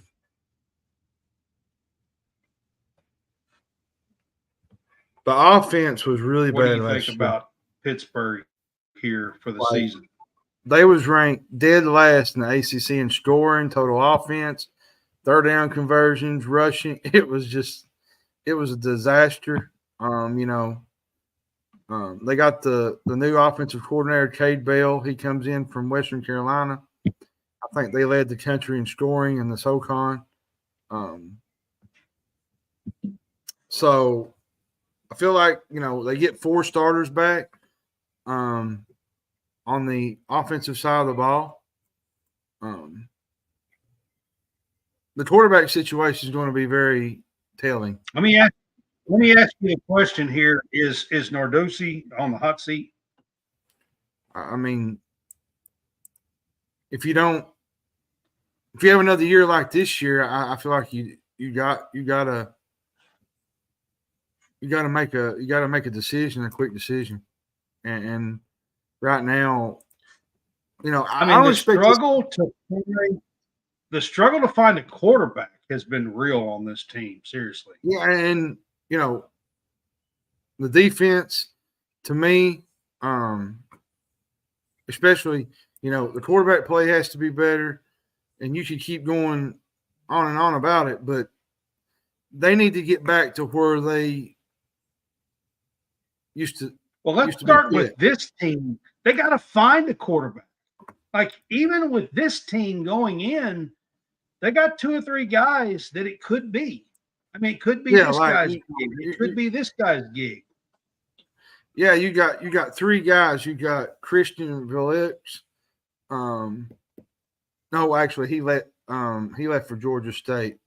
Or no, that was Nate Eli Yarnell. Holstein from Alabama. Eli Holstein, that's right. I was thinking of Nate Yarnell from a year ago. Nate Yarnell is another one that it could be. That's what I'm saying. You got to find a quarterback, and you got to find it quickly, because like game 2 or game 3 is West Virginia. Yeah, you got to be. Well, and they added, and that's when we go to their defense now. Like get back to Pitt football defense. Well, they got to get their groove back pass rushing for one thing, because that's what Pitt's always been good at. Well, when they added some guys in the secondary, they get Donovan Millen back. He's at Javin McGuire is back. They get the Kentucky transfer, Jeremiah Anglin, and then they get Rylan Gandy. So Pitt has some pieces on defense, but you can't keep putting the defense and the offense in particular situations, because it never works that way. You're going to have to one has to be good, one has to be good at other time. Like last year was an absolute disaster, and my key to the season is you got to get back to pass rushing and making havoc in the ACC. In 2021, they had 113 tackles for loss. Well, and the thing is, if you look at their schedule, it's good enough to go to the ACC championship, but can they take advantage of that? There are some players here that you could pick for their key player, but I think you got to have a defensive end step up here on this defensive line. Yeah, you do. That's what I say. I got Nate Matlick, defensive end, as a key player. I think you got to have him step up. Now, key game, I mean, I think it could be this West Virginia game. Yeah, well, if you look before that, they play at Cincinnati. Like, I mean, Cincinnati's going to be much improved, because, they play Kent State at There's Cincinnati. bad blood between West Virginia and Pitt. I mean, it's not called the backyard brawl for nothing.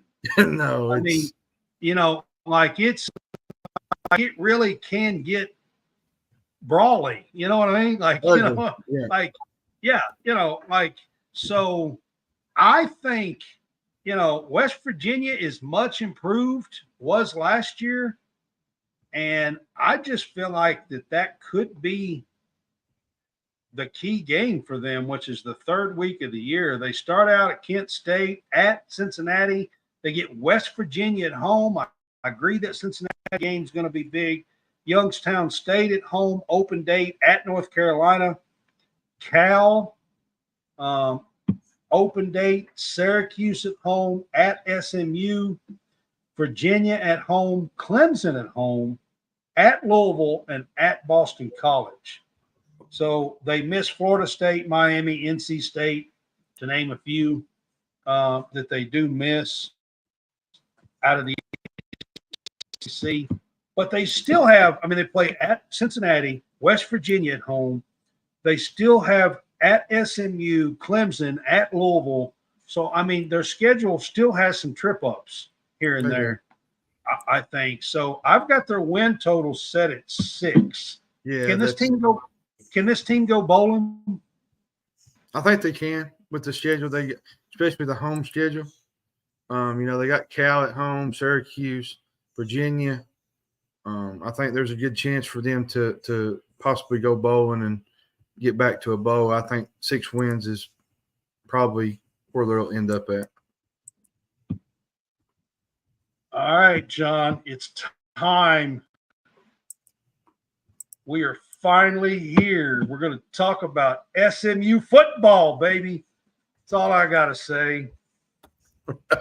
So everybody who knows me knows I'm a Kentucky fan. However, in about 1982 or so, when the Pony Express was on and Craig James and Eric Dickerson was running, man, I loved watching SMU Mustangs. That's all I'm going to say.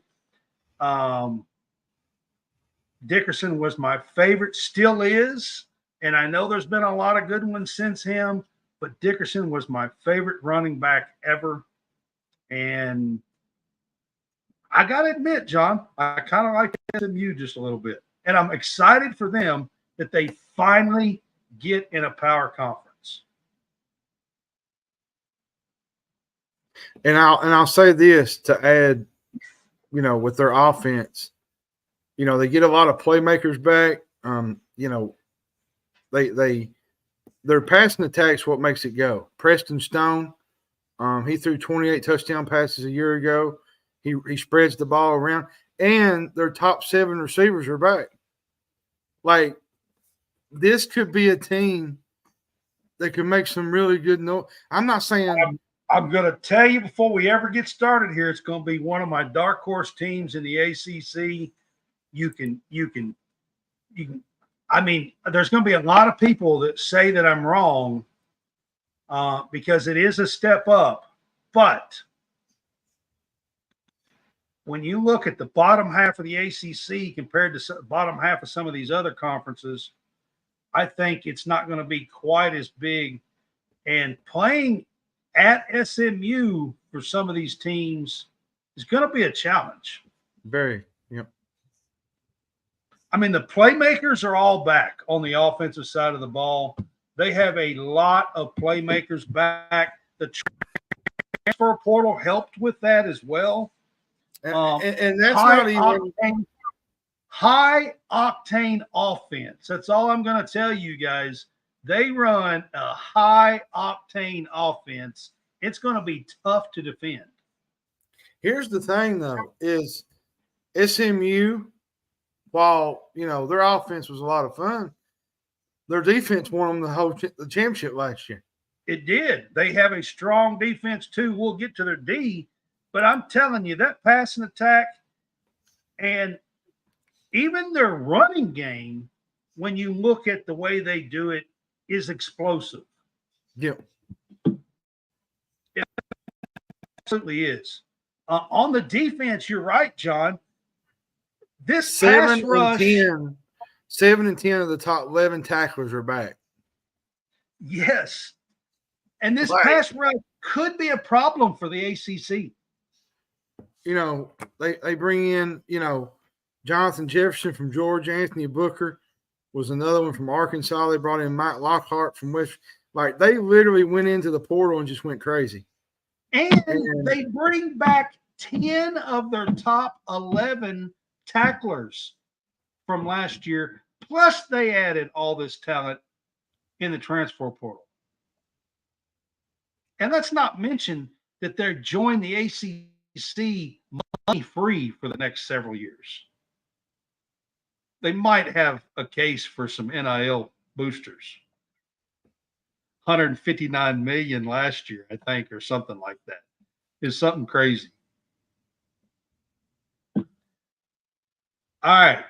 So my key for the season is you got to dominate the run like always. Mm-hmm. If you can dominate, if you can bring back the Pony Express into the ACC, I'm there, dude. I'm going to watch I cannot wait to watch some of these games with SMU. You have no idea. I'll be the one in the background with a sign that says Pony Express. I mean, I loved watching them when they were really good. 82, 83, 84. We was talking about Louisville. They played Louisville. I remember in 83 and 84, they wiped the field with Louisville in 2 games. They played them in back-to-back years. I don't know. It's something. In 2 games, they beat them like 63-18 or something. I don't know. They wiped the field with Louisville. Now, this was 4 years ago. I get it. Yeah. But I remember just how good that SMU team was. All right, key player. Who do you have for key player? I'll let you go on this one. I got a key game. So, key player, I mean, I think it's their quarterback, Preston Stone.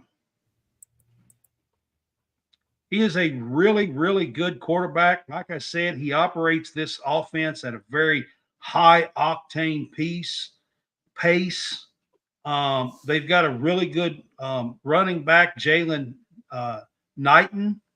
And, he's going to be a good running back for them as well. They've got to pound that running game as well. But their offense is a really, really, really good offense to watch. So I think the ACC is going to be in for a little bit of surprise with SMU here.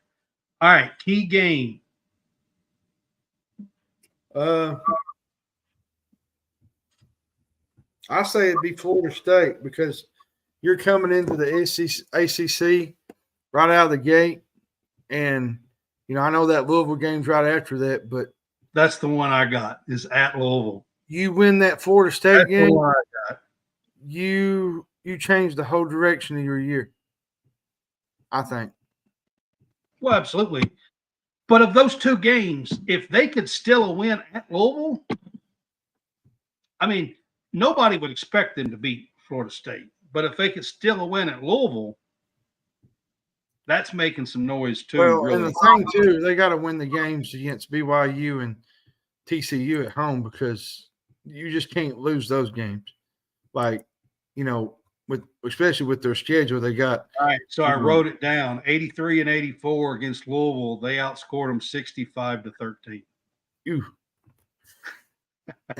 They play at Nevada, Houston Christian, play BYU at home, Open Date home, TCU, Florida State home, at Louisville, open day, at Stanford, at Duke, Pitt at home, open day, Boston College home, at Virginia and Cal to end the year. So they miss Clemson, they miss Miami, they don't play either North Carolina school or NC State. No, yeah, right. Either North Carolina school, Virginia Tech. You know, I'm going to be honest with you. I think this team can make some noise here in the ACC. I don't think they're going to be the top of the ladder just yet, but I could see this team winning 7 or 8 games. I've got them at 7.5. I gotta plug my phone in. Hold on. Okay. I've got SMU at 7.5 on their over under. Where do you think they could wind up? You think they could get to 8 wins? Probably 7 at the most. 7 is possible. For me, anyways. All right. Like I said, I have them at 7.5 is where I have them set on the win total. But I think this is going to be a pretty fun team to watch. All right. The next one we're going to get to is Stanford. Feels weird to say that Stanford is going to be in the ACC. But again, just like a couple of these other teams, they are. Here's what I want. You know, it seems like it was a very, very, very long time ago. But from 2010 through 2018, for 9 years, Stanford won 9 or more games every year. They missed 19 and then come back and won 8 games in the shortened 2020 season, COVID season. So it really hasn't been long that Stanford was doing a whole lot of winning.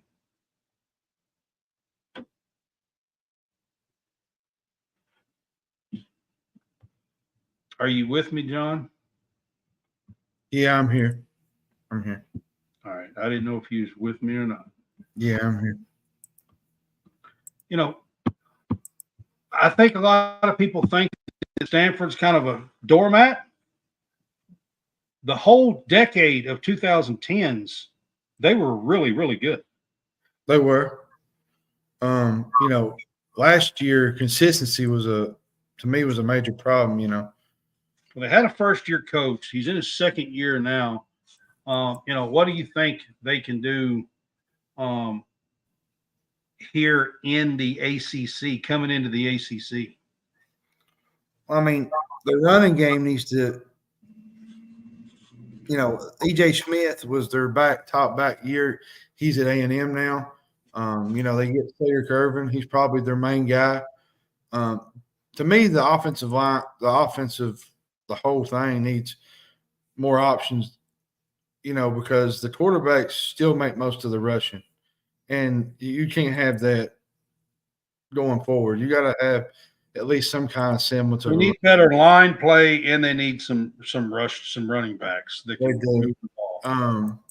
And that's when I go from offense to their defense, in which it was a disaster. You know, last year they was 129th in the country in total defense. You know, starts with, to me, was the second. That's out of like 133 teams, 129. Yeah. starts with the secondary. Yeah. I think need more of a pass rush. You know, their linebacker crew might be their biggest strength. You know, they get Tristan Sinclair, Jathan Bernadelle, David Bailey is a really good player. They just got to be more disruptive up front. You know, you can't give up 462 yards a game and give up 37 points and expect to win many football games. You're just not gonna, I mean, that's stopping the run is my key to the season. They got to be able to line up and stop the run. If they can't, they're not going to make any noise in the ACC. Well, you're just not going to win. You're just not going to win many games. That's just it. All right. So key player, we talked about them finding a running game, and I'm going to throw out a name here for you. Sophomore, Cedric Irvin. He's a running back. Now, he didn't play a lot last year. He only had 26 carries, but I am bringing this guy up because he is the son of Michael Irvin. No, he's the nephew, the cousin of Michael Irvin. Oh, he's a cousin. I'm sorry. Yeah, he's the cousin of Michael Irvin. His dad played at Michigan State as a running back, Cedric Irvin. Okay. My bad. Oh, no, you're good. I was just. But he's a nephew or cousin. A nephew, yeah. Or cousin, yeah. Yeah. But still, being kin to the Irvin clan, that's pretty neat. Yeah. He's a sophomore. He didn't, he only had 26 carries for 113 yards and a touchdown last year. But if you are looking for a potential star player, I would think that the bloodline of the Irvins could possibly be that. Yeah. I'm going to go with the key game, Syracuse. I say this because, you start out with TCU, Cal Poly. If you beat Syracuse, you're 3-0 going to Clemson. Now, I'm going to be honest with you, everybody. I like Stanford. I like where they're doing things, but I don't think they're going to go into Death Valley and they're going to pull a major upset. Let's just be fair on things. I've seen greater things happen, but then they play Virginia Tech at home, at Notre Dame, which is a normal game they play every year. SMU at home, Wake Forest at home, at NC State, open day, Louisville home, at Cal, and then they play at San Jose State. Yeah. So there's a chance in here for 6 wins, I think. But it all starts, I think, with the Syracuse. I had their over under at 5.5 is what I had their over under at. I think it starts with Syracuse, though. So if they could get to 6, they could go bowling. I think that would be big for them if they could get to a bowl game. I do. I think 6 is about where you're going to get them. All right, we're going to move on to Syracuse. Syracuse. Where do you see them in the ACC this year? I think they have a new coach, Fran Brown. This year, he was Georgia defensive backs coach, I think. Fran Brown was. He did get Kyle McCord as a transfer, which is a big get there at Syracuse. So the starting quarterback for the Ohio State Buckeyes is at Syracuse this year to run this new offense. What do you think about that, John? I think it's a great change for Kyle McCord. I think last year, McCord didn't. There was times where he didn't have the year that he thought he would have, and now you got a guy that's coming in here that's trying to prove himself. And I think the offense to me wasn't as explosive as the fan base would have liked with Kyle McCord, but I feel like that he done some great things for Ohio State. I think it's going to be a pretty nice piece for them to have Kyle McCord running their offense, to be quite honest. And they was one of the worst in the country in passing game. Like, they lost their main receiver to Utah. They did get Arondi Gaston. He's a really good tight end. They got Jackson Meeks, Zeke Haynes. The biggest problem under Babers for me was the offensive line, which it wasn't bad a year ago, but it's been bad the last couple of years, last 3-4 Yeah. years. And I think they're going to improve there. On defense now, Fran Brown is one good defensive coach. He coached Georgia secondary. Yeah. Now, he has experience. He coached at Rutgers. I think he coached at Temple some, Baylor. You know, they got a star linebacker. He's only 41 years old, and he's a first-time head coach. Yeah. So he's probably got a little bit of growing pains to go through. But he is, especially early in the year with a team like he's a defensive coach, and the defense side of the ball here, they've got a star at linebacker, Marlo Wax. Yep, Marlo Wax. Yeah, they have a star possibly there at linebacker, and him being a defensive back coach at Georgia, he should be able to get this defense playing some pretty decent ball, I think, this year. Well, I mean, you go from 2002, they had like 300 yards of total offense, and then I think was like after that I think it was last year they only generated like 400 yards or more 6 times, and they did more yardage damage in 2020. Like the Dino Babers era was fickety. Like I don't. It was a. Yeah, you look at the secondary on this team, though, John. They got Justin Barron, Elijah Clark, strong hitting safeties. And they got Jaden Bellamy, who was a freshman corner last year, kind of thrown to the wolves, but learned a lot and could be a strong piece coming back here for the secondary. Devin Grant from Buffalo at another corner that could be a strong piece. So I mean, there's some pieces here in the secondary, a very good linebacker. So the back half of this defense should be fairly strong. Should be much improved. All right, keys to the season for Syracuse. I think it's getting the passing game going. Like you got to get some yardage, man. Yeah. I think that's got to get above 300 yards. That's for sure. And I think that's going to help with Kyle McCord. I think he's a good quarterback. Had a good year last year for Ohio State, and I think he will improve their offense. Well, that's my key player is Kyle McCord. He was good last year at Ohio State. He threw for 3,200 yards, had 24 touchdowns, and only 6 picks. I mean,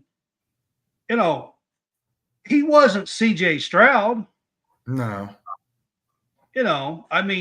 But he was a pretty good quarterback. And he was.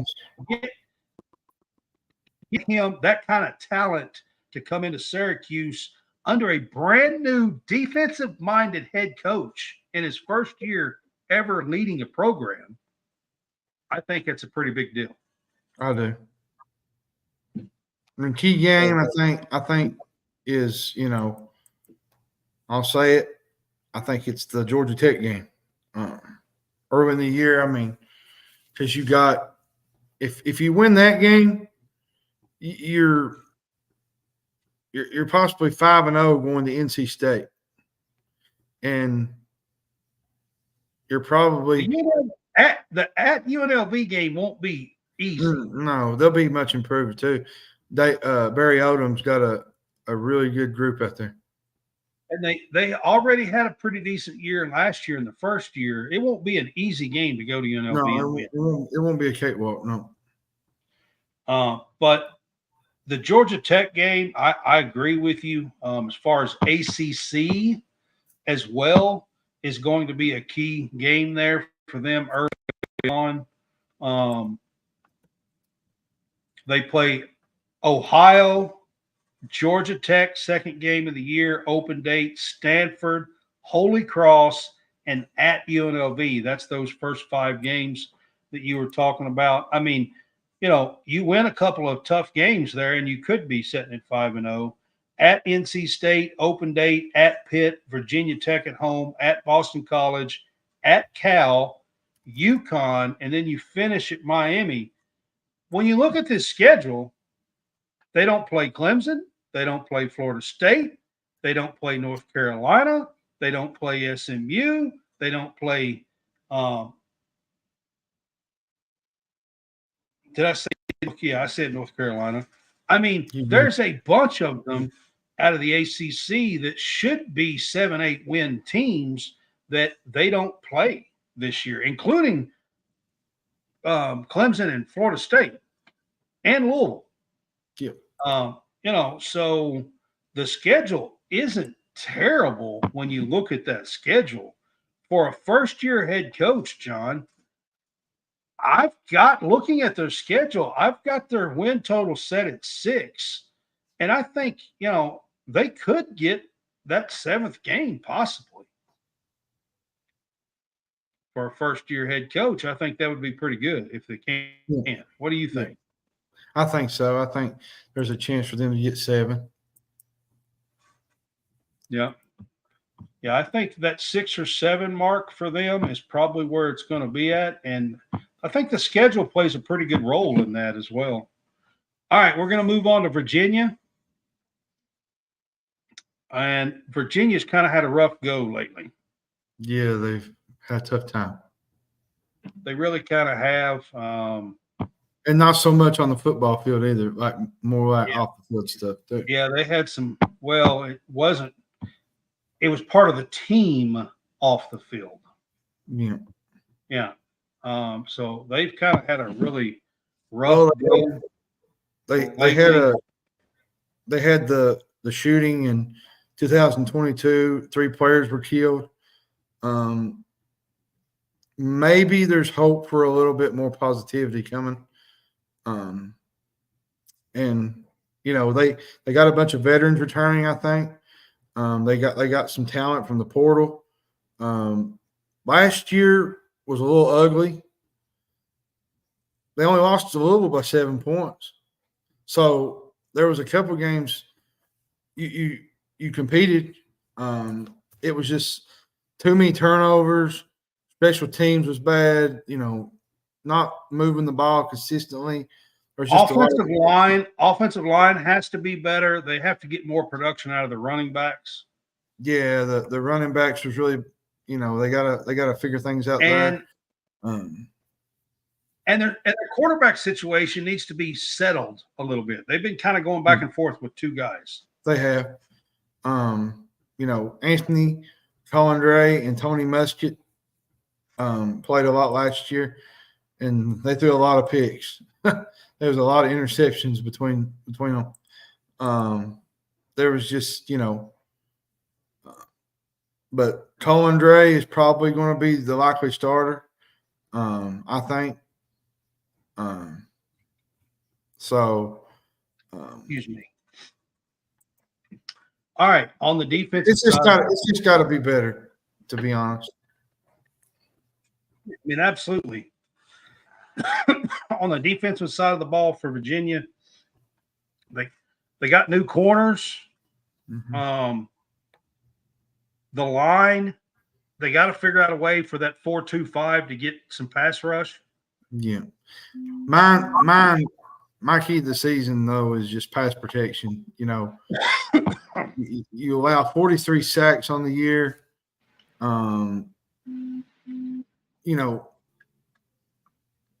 It was just a huge problem. You shouldn't be giving up that many sacks in a football year. Now I know you're going to give up sacks at times, but last year was just atrocious. And I agree with you on that. It's just got to be better. All right, so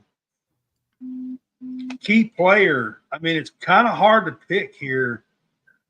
I'm going to go Malachi Fields, which is a wide receiver. If they can find some offense, I think he's one of their more talented players. Now, whether or not these quarterbacks can stay healthy and stay on the field is another option. I mean, another thing. I don't know if they can or not. they certainly went back and forth and couldn't stay healthy last year. Key game. My key game, I think it's Wake. If you want, because you know, last year, you know, early in the year, you know, they lost to who was it? Was it Boston College last year? There was a small team. I think they lost. I don't remember who it was, but they lost to a team. Tennessee they played last year right off the bat? Or was that It might have been Tennessee or somebody. But if they could beat Wake, they could be 4-0 because they get Maryland at home, Richmond at home, but they do go to Coastal Carolina, which will be a tough game because Coastal, even without Grayson McCall, they're still going to be pretty decent. They're going to be in that mix. Open date, Boston College at home, Louisville at home, at Clemson, North Carolina at home, open date, at Pitt, at Notre Dame, SMU, and at Virginia Tech. Their schedule really isn't that easy looking, but they do miss Florida State, Miami, and NC State. That's why I say that the first 4 games, if you could somehow go on the road and upset Wake, which is going to be a tough thing to do. Yeah. I mean, it's going to be critical because then you play Louisville at home, at Clemson, and then you end like at Notre Dame, SMU, Virginia Tech, I mean, which is a rivalry game, but going to Virginia Tech, Enter Sandman is not going to be fun. Fun to go in there. Not at all. Yes, I said Enter Sandman. Because it's one of my favorite. You have no idea. I love Metallica. Yeah. It's one of my absolute favorite intros of any stadium ever. I love it at Virginia Tech. I don't think they'll go to a bowl game this year, but I do think that they'll be much improved and they'll get 5 wins. You know, I had their total set at 5.5. You know, I think early on, if they could get to that 5-win mark there in the first 6 games, you know, maybe they could go bowling. But, you know, they end the year with a pretty tough stretch there, I feel like. So, you know, who knows? But I think it's going to be somewhere in that 5 or 6 range, probably for Virginia. Now we're going to get to Virginia Tech. And Virginia Tech could they be the next Louisville from last year? I mean, honestly. I think they can. You know, they got a quarterback, Kyron Drones. He looks more like a guy playing defense than he does playing quarterback. Yeah. He's a big boy. You know. The hefty lefty. I mean, sorry, I threw that out there. Which they get DeQuan Felton back. They get Jalen Lane back. They get Ollie Jennings from Old Dominion. He's a dangerous deep threat. They get Nick Gallo back. They bring back quite a bit of veterans and guys that, you know, from a year ago. They got a good ground game too, John. They do. On the offense. They got a really good ground game. They got Bayashel Tootin. He was their leading rusher. Malachi Thomas is a backup to him. Yeah, 4 of the top 5 starters are back on the offensive line. Like, this team has a chance to I mean, I think they could be in the top. They could be in the top. I mean, they could surprise some people and be in the top 4 or 5 of the ACC. They do, and that ain't to mention their defense. You know, their defense was one of the best in the nation at getting in the backfield. You know, Antoine Powell-Raylan, he's a star pass rusher. They had the number 2 overall defense in the ACC last year. Well, and you know, they get Kelvin Gilliam from Oklahoma coming. So their linebacker crew is loaded with some talented tackling, you know, back and forth. You know, Lawson had 80 stops last year. They got good depth from the Middle Tennessee Sam Brumfield. He had 81 tackles there. So bringing in some depth. My biggest key to the year, I think, is don't get beat up against the run. They was great last year, but there was some times where some of the numbers were because the team's running. It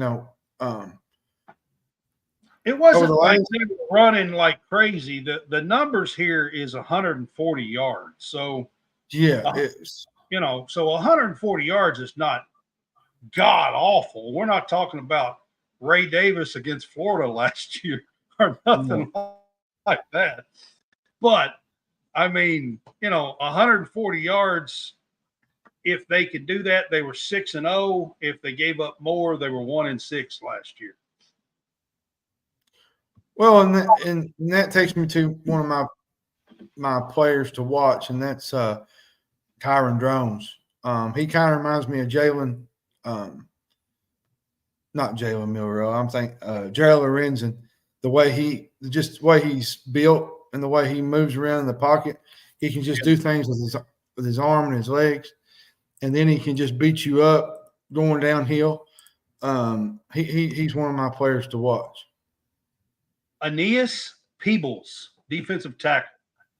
He should be a good one on the defensive line as well. And then Antoine Powell Ryland as an edge rusher on the defensive line should be a very good key for this Virginia Tech team. Just to throw out a couple of already said lost linebacker, like they're legit on the defensive side of the ball. Just throwing out a few key defensive players. My game to watch is at Miami because you play at Vanderbilt, Marshall at home, at Old Dominion, home against Rutgers, at Miami, at Stanford, open date, Boston College home, Georgia Tech home, at Syracuse, Clemson at home, open date, at Duke, Virginia. You missed FSU, North Carolina, and you missed NC State, the two NC North Carolina schools. Here's the thing. You beat Miami, you're 5-0 going to Stanford. And you've totally flipped the whole year. And you can win that game and be 6-0. And then they come back home and play Boston College. So there's a chance for them to start out with an unbelievable start to the year. Like, it's all – I mean, when you look at this schedule, John, they play at Miami. So that's the game you're talking about. They also open the season at Vanderbilt. I'm going to be honest with you. I think this Virginia Tech team is probably more talented than Vanderbilt. Now, it is in Nashville, but they don't usually get a whole lot of home crowd, so it really probably won't make a difference. To be why'd you have to do that? I'm just saying. But for the Vanderbilt game and the Miami game to open this season, I think are going to be two key games here. And if you can get by those two games, there's a chance you get to the Clemson game undefeated if you can beat a good Georgia Tech team at home. Yep. Good chance. I mean, and the Clemson game is November the 9th. It's like this Virginia Tech team, when you look at this schedule, could they possibly make a run like Louisville did to the title game last year? When I opened it, Virginia Tech, that's what I asked. Are they the Louisville of 2024? I've got their over and under set at 7.5. When you look at their schedule, it sounds low. I think it should be 8, honestly. I think it's probably 8 at the most.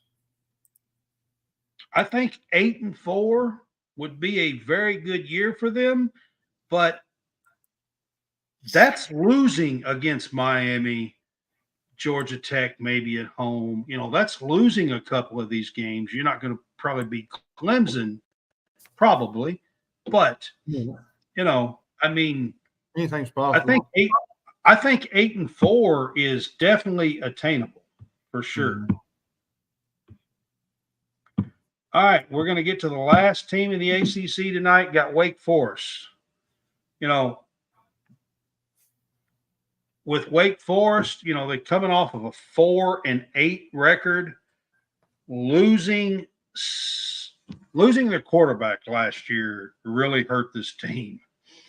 I mean, Sam Hartman went to Notre Dame. Yeah, it just really hurt this team. And the offensive line was bad. The rushing attack was probably the worst in the ACC.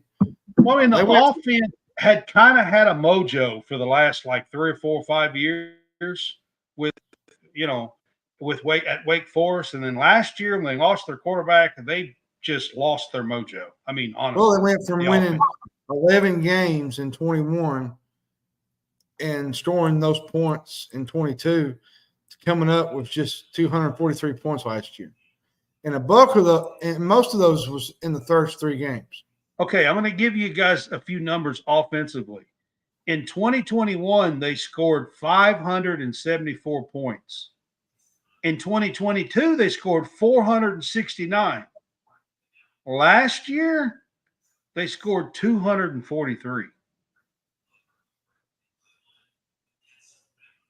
And most of those came in the first 3 games.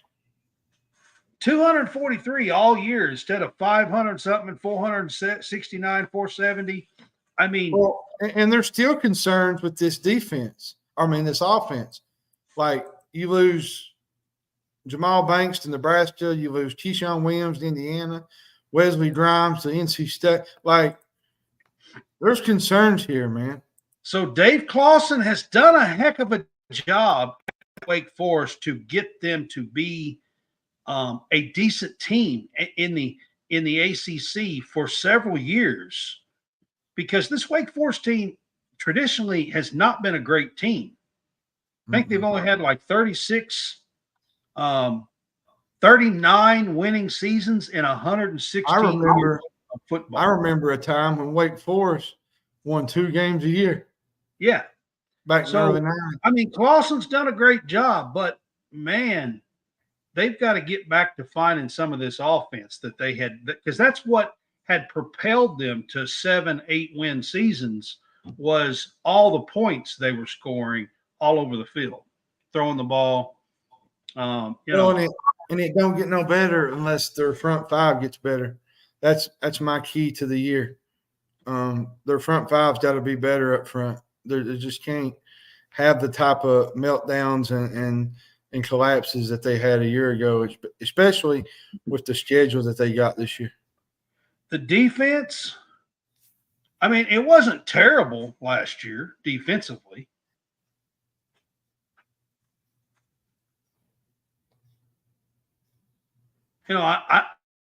You look at their defense, it wasn't like a rock. It wasn't the best defense, but it could hold serve, most of the time on the defensive side of the ball last year. Davis was one of the ACC's leading pass rushers, had 7.5 sacks last year, 17 tackles for loss. Kendrick Wayman was really good on the other side. They got Kevin Porter. Bryce Yanis was pretty good. That's one of their biggest areas is their strengths, I think, is their linebacker play or their edge rushers. Keys to the season. Where do you think would be a key? I think you got to find the offense. That's what I said, pass protection. If you don't get it fixed, nothing's going to get better, and you gotta fix that. All right, key player. Who do you have for a key player for them? You're talking about offensive line. What about Eric Russell? I think he's one of them. He can't, Devontae Gordon is good. If they can get Russell to go, I think they'll have a good year. What about Hank Bachmeier? Yeah, from Boise State. Yeah, Boise State quarterback. Actually, he played last year at Louisiana Tech, but yes, but he played at Boise State a couple of years ago. Boise State, yeah. So I think he's another. My key game is Virginia. You're probably going to start out 3. You're probably going to start out 3. Well, no, you're not going to start out 3-0. You play North Carolina A&T, play Virginia at home, Then you get a home date with Ole Miss, which is probably one of the better teams in the country this year. Open date, Louisiana at home, at NC State, Clemson home, at UConn, at Stanford, open date, Cal, at North Carolina, at Miami, and Duke at home. I wouldn't say it's a hard schedule, but you got to win that Virginia game if you want to go to a bowl. Well, I mean, I think for them, I mean, they miss Louisville and Florida State, SMU, but I mean, golly, they play Ole Miss, they play at NC State, they play Clemson, they play at North Carolina, they play at Miami. I mean, so there's some tough games there for them. And I'm going to be honest with you, I've got their over under set at 5. I'm just not sure that they can make a bowl.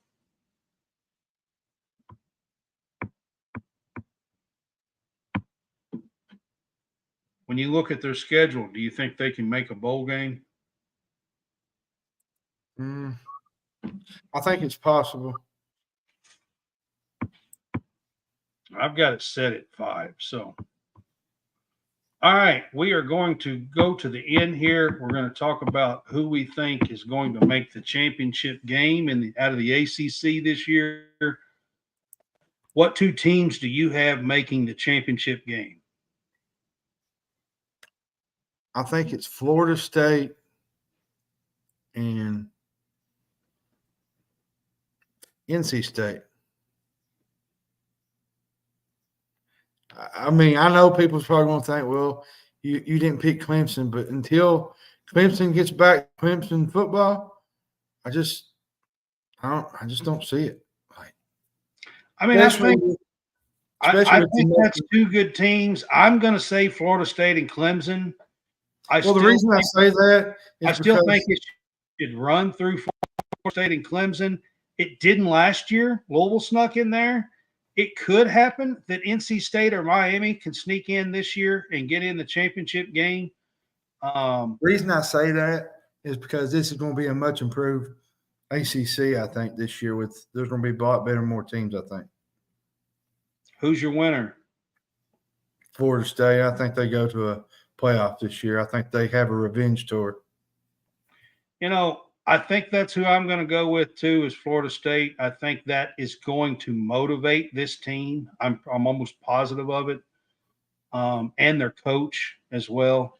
So I think I'm going to go Florida State. Player of the year.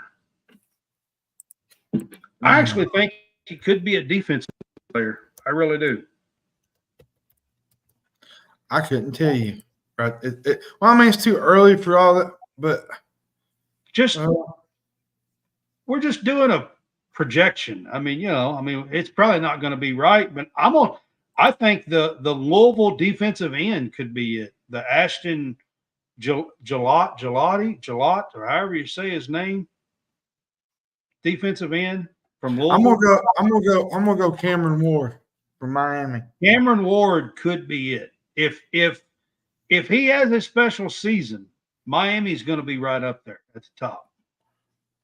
Now, I feel like, to me, he's enough of a threat, though, with not just much with his arm, but with his legs to make that happen. The war. Oh, I know. And Omarion Hampton could be another one, running back. Yeah. That could be up there as well. I can already tell you, probably won Florida State. So how many teams make the new 12-team playoff out of the ACC? I think there is a chance that the ACC could get 2 in. It's going to be tough with the Big 12 and the SEC. I think the ACC has a better shot to get 2 in than the Big 12. I just do. I'm not sold that the Big 12 will be able to get 2 in. I think the Big 12 is basically be a 1-team league into the 12-team college football playoff this year. I think that the ACC has an outside shot of getting 2 in. And my second team's possibilities, I know I just said Florida State is the winner, would be Clemson, NC State, and Miami. I think if they can get to that 10-win mark, I think it's possible that they could make a top 12, basically top 11 of the 12-team playoffs and the rankings, and make the field here for the playoffs. All right, guys, that is going to wrap up this show. We're going to do this pretty quick here. I appreciate anybody and everybody to be on. What are you laughing at? I ain't laughing at that. It's just how you said it. Well, these shows last a long time. I know they do. We're going to get back to our regular shows. Next week is the Big Ten. We are going to be doing the Big Ten next week. And then the following Tuesday, we will do the Group of 5 and the Independents together and kind of group all them together. Actually, and talk about the top team. And actually, that's the week of week 1. It is. That's the week 0 week. Yeah. The week 0 will be going on. But we are going to do next week. We're going to finish up with the Big Ten, and then the following week on Tuesday we will do the Group of 5 best teams out of each conference and the independents, and talk a little bit about them as well. So follow us on Facebook, YouTube, TikTok, Instagram. Our X is on the screen. Our Twitter is on the screen. And go to greenvillesportsmedia.com to find our articles and a lot more stuff from Greenville Sports Media. All right. I will end this up, and you guys have a great night. It's the ACC. College football is almost here. Have a good one.